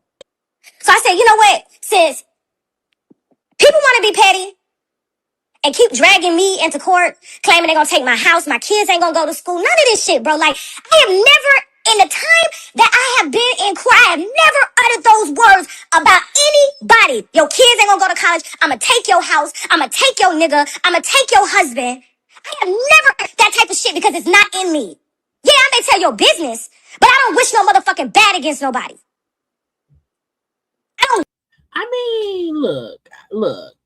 You it's the rule. You can't do something to me and then want to control my reaction. So if you want to discuss how my husband ain't shit, he cheating on me, my body fucked up, I need surgery to keep him, and he ain't gonna stay. I got all these STDs, I done passed the STD to my baby. If you say all of those mean things about someone and their response is, okay, bitch, I'ma sue you, and you and your kids gonna be homeless, bitch. If my kid got an STD for me, yours gonna be, you know what I'm saying? You can't do something to someone and then feel like their reaction to your action is worse. Because the Cardi, people thinking she has diseases that she passed her daughters is probably horrible for her. The same way you don't want someone saying your kids can't go to school. Either way it go, you did something, you said something about someone and include their children in it, and then their reaction to you was, hey, don't start nothing, won't be nothing. Wish to see nobody kids without. I don't wish to see nobody fucking homeless. Telling people Cardi had STDs, that could have ruined Cardi's brand. People could have not wanted to work for her. She's an STD carrying, STD baby train. You know what I'm saying? Anything could have happened that could have stopped Cardi's money. What if someone said, I don't want Cardi working with me because she gave a kid an STD? What if Cardi lost brand deals because of the stuff you said about her on your platform? And so her kid is now homeless because she ain't got no money. I don't wish that. That's not the type of person I am. And that doesn't make me a better person or make me feel good that my neighbor is going through that. Anybody who come at me on some rah-rah shit and they didn't get some bad luck, I mean... Why would she say that? Like, that's suspicious. Yeah, that's fine. That's weird. Because why am I hoping my ops well? But this is what's been wished upon me. This is what has been told they're going to intentionally do to me. And I said, not motherfucking today you won't. Not motherfucking today. And that's why I took my motherfucking ass down to the bankruptcy court to let them crackers protect me. My black, loud, aggressive ass. And they did. And did. That's great. Bankruptcy is something that helps people who need help in a time, because bankruptcy does not mean that you're poor. It means I want to get some things straightened out. We are happily making payments, no problem. Everybody getting paid. We ain't have to lay off our workforce, even though everybody is fucking laying off. Tasha K is not laying off. We are expanding. And with that expansion comes more money. With more money comes bigger payments, and the judgment is paid off. But that's not fucking enough. Nigga. Calm down. It's never enough. So I did some praying all week with my grandmother, my mother-in-law. The two women, these women, they pray for me every day. They say, Tasha, we gonna pray, you go work. We got it here. All of this is confusion. The devil lives in confusion. Whenever people are trying to confuse you and keep you in a circle, keep you running back to old shit, that is the devil. That is the fucking demon. I mean, look. You keep your eyes on the prize. You got all these motherfuckers down here depending on you. You stay focused. Let us pray. That's what they told me. And that's what the fuck I did. And that's why we out here winning, and we're gonna continue to win. But since everybody wanna play and keep me confused with all these documents, paperwork, going back to court, all of this shit, I pulled my card. I pulled my card. And I'm giving myself one motherfucking year. 1 year. I don't give a fuck if I gotta sell Girl Scout cookies, bitch, ice cream, popcorn, wristbands. People that want to pure donate, we got the motherfucking CashApp up now. We got the Venmo up now. Since motherfuckers want to keep me tied up in the court, guess what? I'm gonna pull the one card that my viewers asked me to do. Just so I can focus and make content for them. Insufficient funds. You ain't got no money. Because you too busy focused the fuck on me. Everybody blocked everywhere. You mad. It was all a lie. Guys, it was all a lie. She lied. So yeah, I put up the GoFundMe and will. And my whole team said, what the fuck took you so long, Tasha? I admired your tenaciousness and tenacity, or whatever the word is. Shut up. That is so stupid. But what took you so long? Pride? Pride, ego? Didn't think the party deserved it? But it ain't even about me at this point. Because that money come and go. This is unlocking something in me that is really going to transcend and transform everything about my platform. And just like I'm raising money so that I can stay focused, I'm going to use this same tactic. I promise you, with everything in me, bro. With everything in me. I'm only 44 years old. I got a long time. I promise you. Let me get this right. Let me get this right. I'm going to use the same tactic. I'm going to be paying y'all motherfucking bills. I'm going to be paying y'all rent. The same shit I've been doing. We just sent a rent check out today to a wino who is getting evicted. I don't talk about that shit. And Amanda Seals, let me tell you something. I want you to clip this. I really do. I really want you to clip this. For real. I followed Amanda Seals to my motherfucking platform. I ain't said shit about her. But I heard she was over there talking shit behind my back after me and my team supported that angry ass fucking black woman.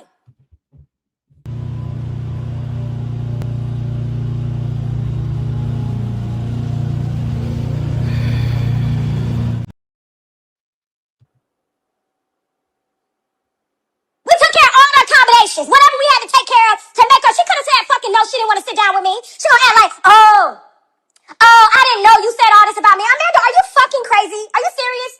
Everything that everybody has ever told me about you, I put that behind.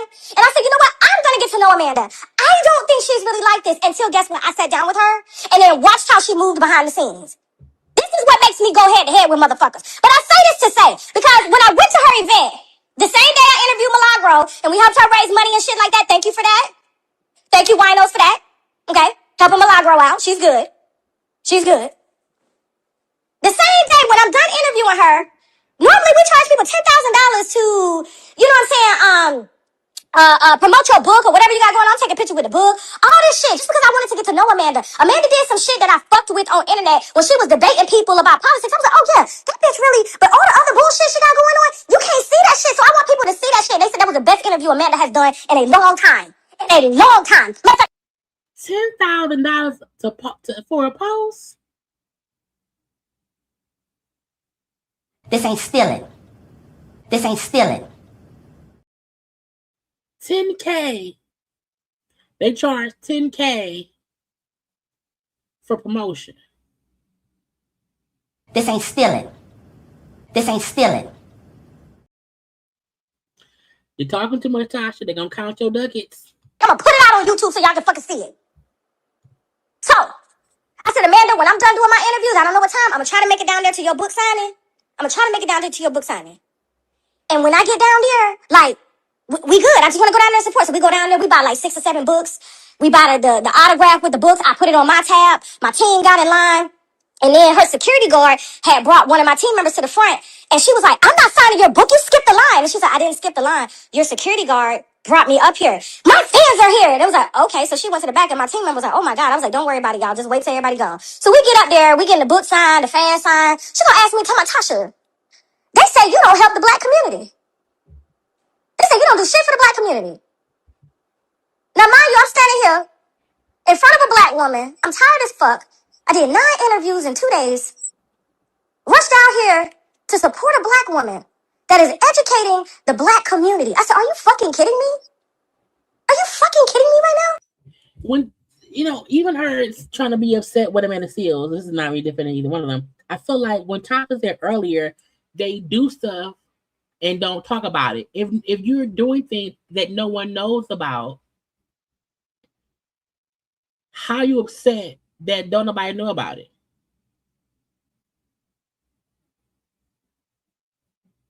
If you said we pay people's rent, we do this, we do that, and we don't talk about it, then how are you confused when Amanda told you they say you don't help nobody? Because you don't talk about it.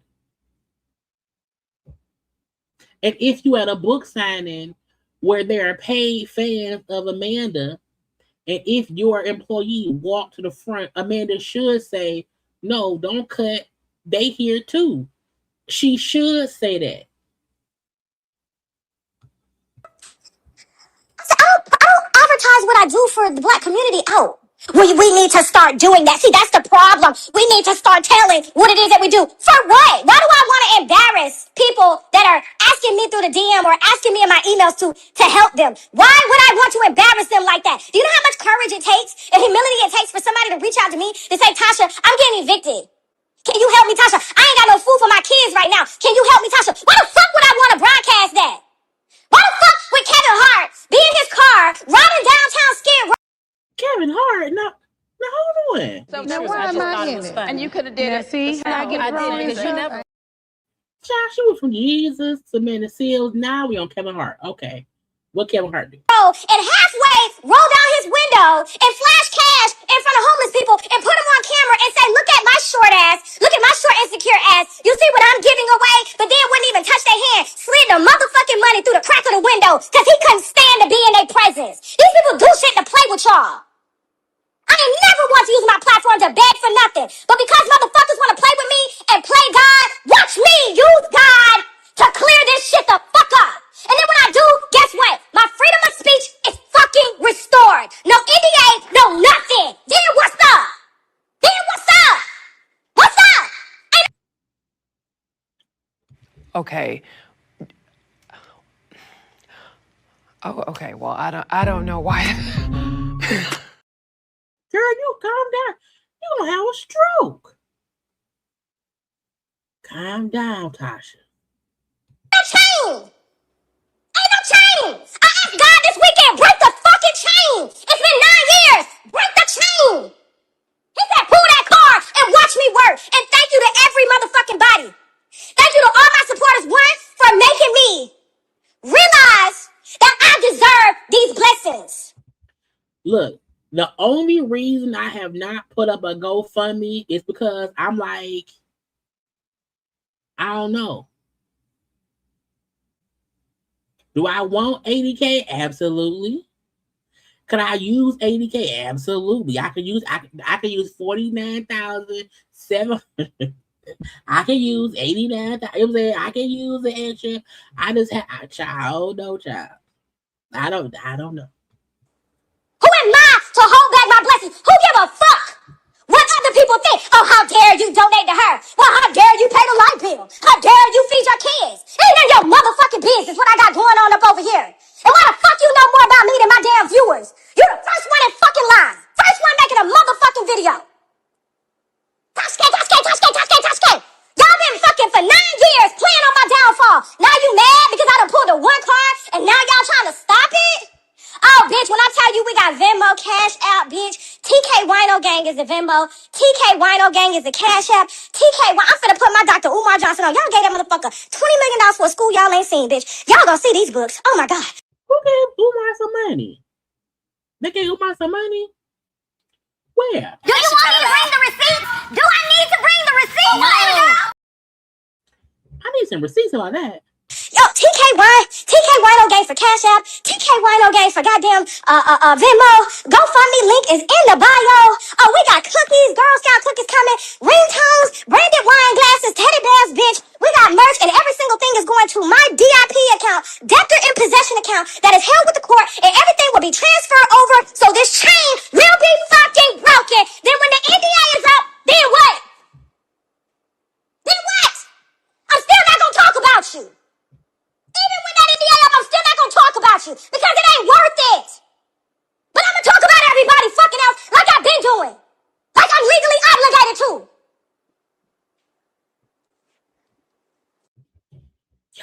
Y'all think she mad? Y'all think she upset? Now, I pulled my card. Now what? Y'all been laughing? When you gonna pay? Right now. I don't give a fuck how long it take me. And you know me. You know I'm a bitch that go get it. I came from nothing. I came from not having clothes to wear to high school, so I kept a job. One, I had to keep a job because we had no motherfucking food on the table. But two, I wore my work uniform to school every day because I didn't have no fucking money to go buy no clothes because I had to go to work every day. Don't fuck with me. You know what's crazy to me? Is Tasha K wants us. Child, we're gonna get my 40K some kind of way, and they're gonna be. Look, anybody gonna sue me, child? Okay, but Tasha K discussed her past as if other folks didn't struggle. You know what I'm saying? Like Cardi B ain't come from no rich ass family. You know what I'm saying? As she told her, she had to go out there dancing for the dollars. Do dancing for the dollars. You know what I'm saying? So like a lot of people have a struggling start to life. That doesn't grant anyone an excuse for their actions, putting them in a situation to where now they owe someone like for a meal. You are responsible for your actions because this was avoidable. Okay? Anybody that ever told you differently was a fat Faison liar. I'm a different type of bitch. Different type. I'm built different. And I don't stop until I get what the fuck I want. It's my birthday. And what I want for my birthday is for this chain. 9 years of fucking court to be broken. And it will be broken. So says my God.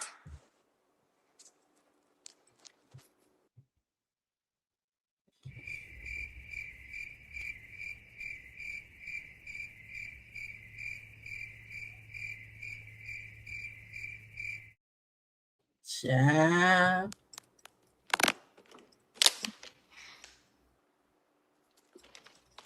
Everybody texted me today. Everybody. They said, what took you so long? Why you ain't pull this card? I said, they pushed me in a corner. They pushed me in a corner. Now guess what? I ain't got no pride. I ain't got no ego. God sees me for who I am. Every fucking flaw. Every flaw.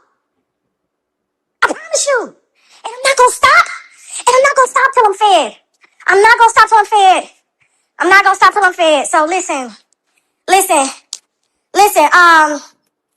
Hold on for a second. I just blocked and removed that schizophrenic. She not getting up here. Not today. Schizophrenic. Nobody gets Tasha K's platform. We are on a whole nother level. Baby, we are mainstream now. You don't get up here. You don't get to sit up here. You don't get to sit up here. I just blocked that bitch. You don't get to sit with me. We're at a different table now. Sorry. Go sit down there with the motherfuckers that are cutting hair that I helped to make 20K a month for. Now you gotta cut hair, bitch. Don't play with me. Don't play with me. I done educated a lot of motherfucking YouTubers out here. Help a lot of motherfuckers make money. I'm not gonna do it. Don't play. I'm hungry and I'm gonna go get her. So Tasha then started letting folks come up and talk shit. Well, not talk shit, but say stuff. Only got one person saying some things who to me was being rational, but also, kissing ass. No, I wanted to tell you, I guess people don't be listening or whatever, but you've been told these bitches you ain't got it. Like, it's no gag here. Like, you've been saying you ain't got it. And honestly, as a person with a platform, I commend you for waiting so long to actually take from your audience that way, right? Yeah. It's a self-inflicted debt, but your audience supports you, and a lot of people are grifters. You could have been did it. You could have been did the Dr. Umar. Like, don't nobody want to say it, but you could have been took the Dr. Umar route, and you didn't. And I think that in itself should show. Did Dr. Umar really have I need to Google that man. Did he really get some money? They keep mentioning that man's name, but I'm like, what the fuck? Who sent that man some money? Some validity of you creating, like, meet and greets, and you creating different things. You creating, your website that they go and get content on. It wasn't just you just begging, like some of these people do. They just be begging. You said, no, I'm going to make the money. So, fuck them. We already know the judgment out there. We already know what happened with that. We already know you been said you ain't got the fucking money, so it really don't even matter. I'm like, well, how you want You this? just said it. How you want You this? just said I'm it. not finna sell my body to get it. I'm not finna, uproot my family. You know what I'm saying? For this, like, we gotta work something out. Like, no, I'm sorry.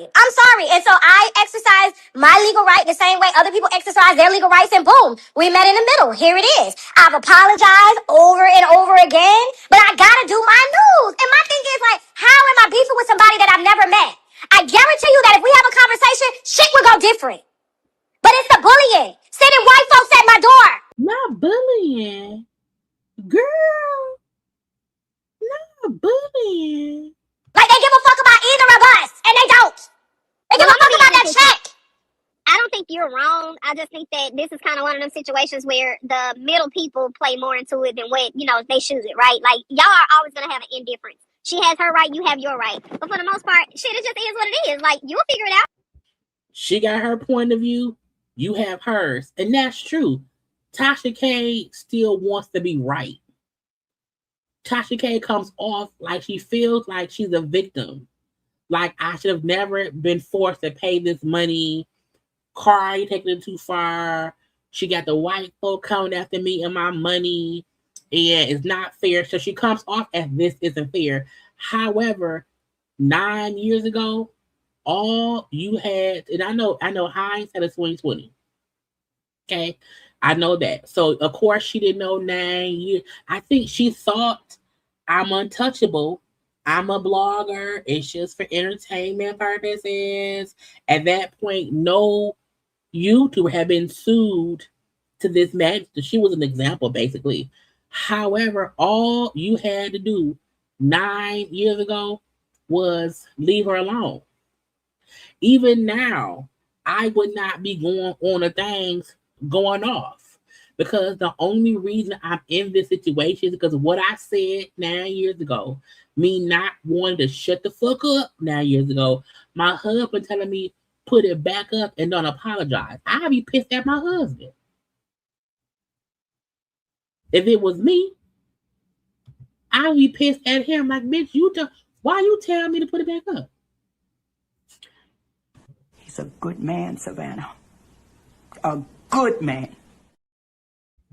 No, he ain't at all. Okay, so she kept having folks. I cut her. That's the end of it.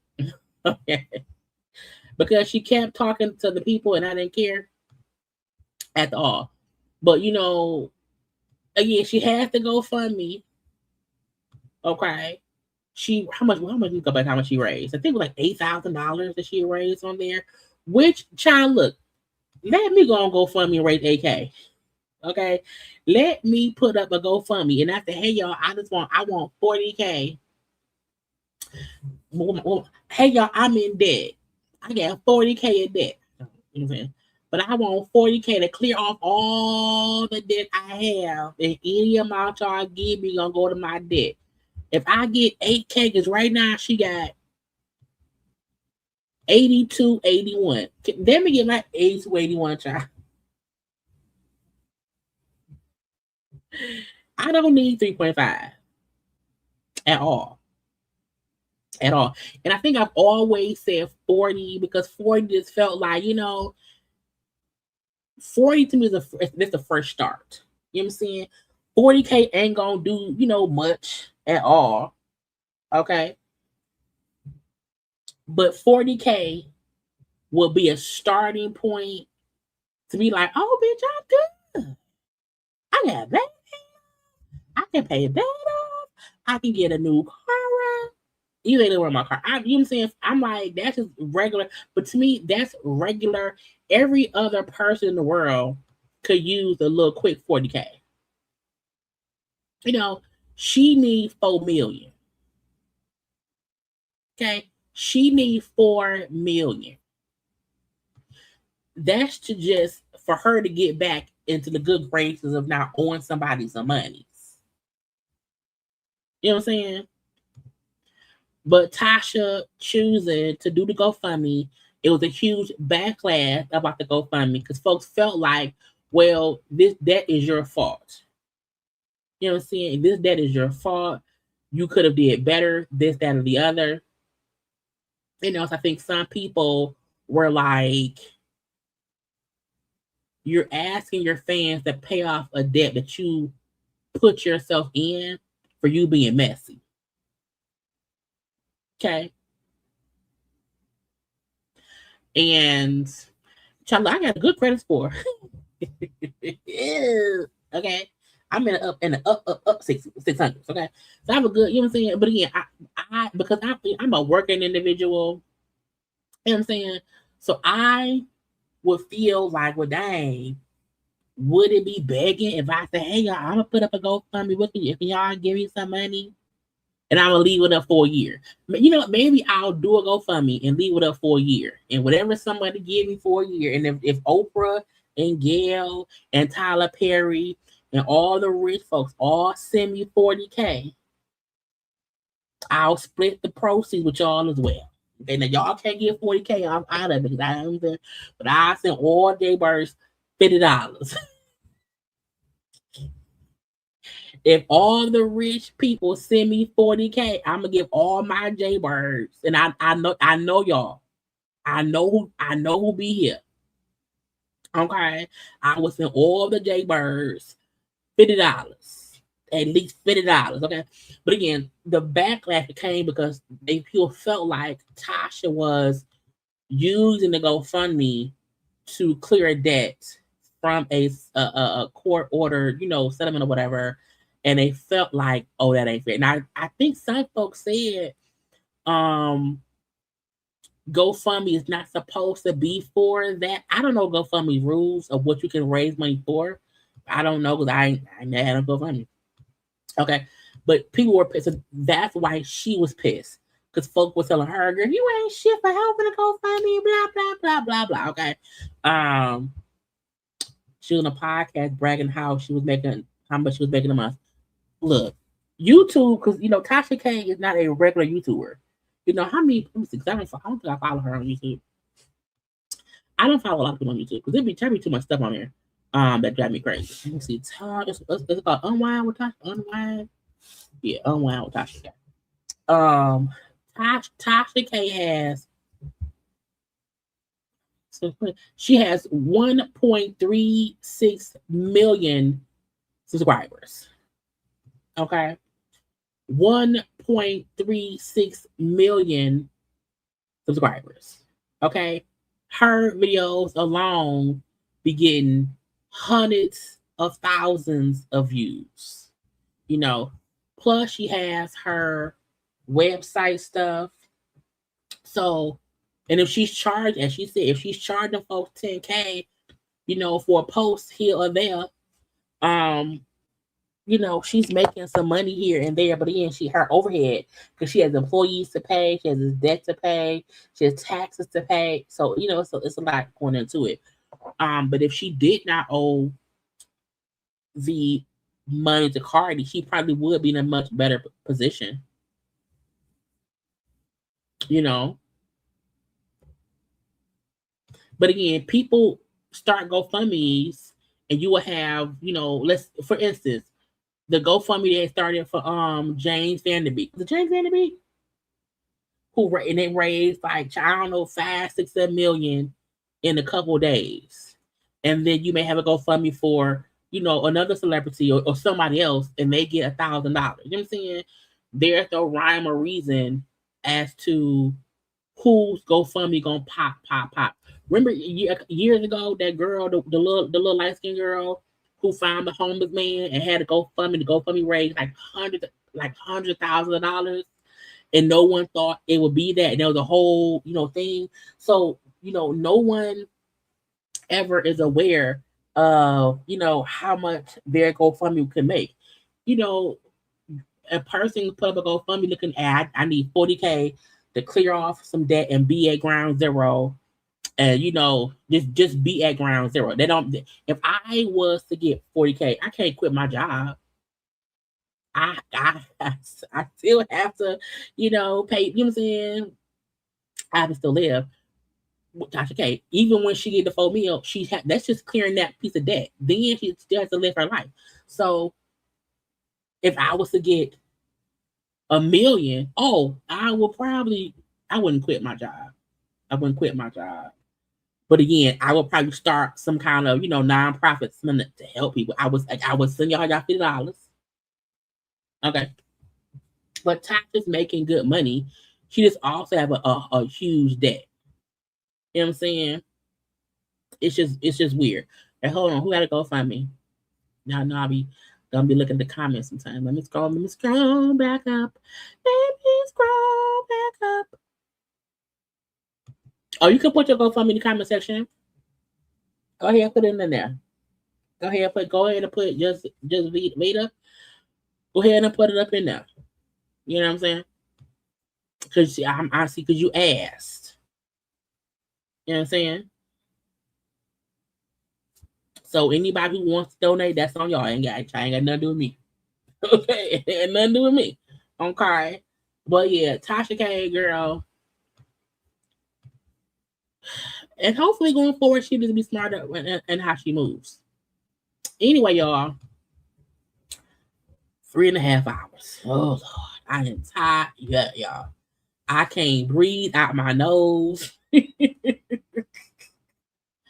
My nose is dry. My throat is dry. I am hot. I'm finna go to bed, y'all. I gotta go to work tomorrow. I hope y'all all had a good time tonight. We had a good time, bitch. We was all swallowed up. Okay. Have you ever been swallowed up? We were all swallowed up. Okay. A good time was had by all, child. I got into all the news I could. We did 3.5 hours. Okay.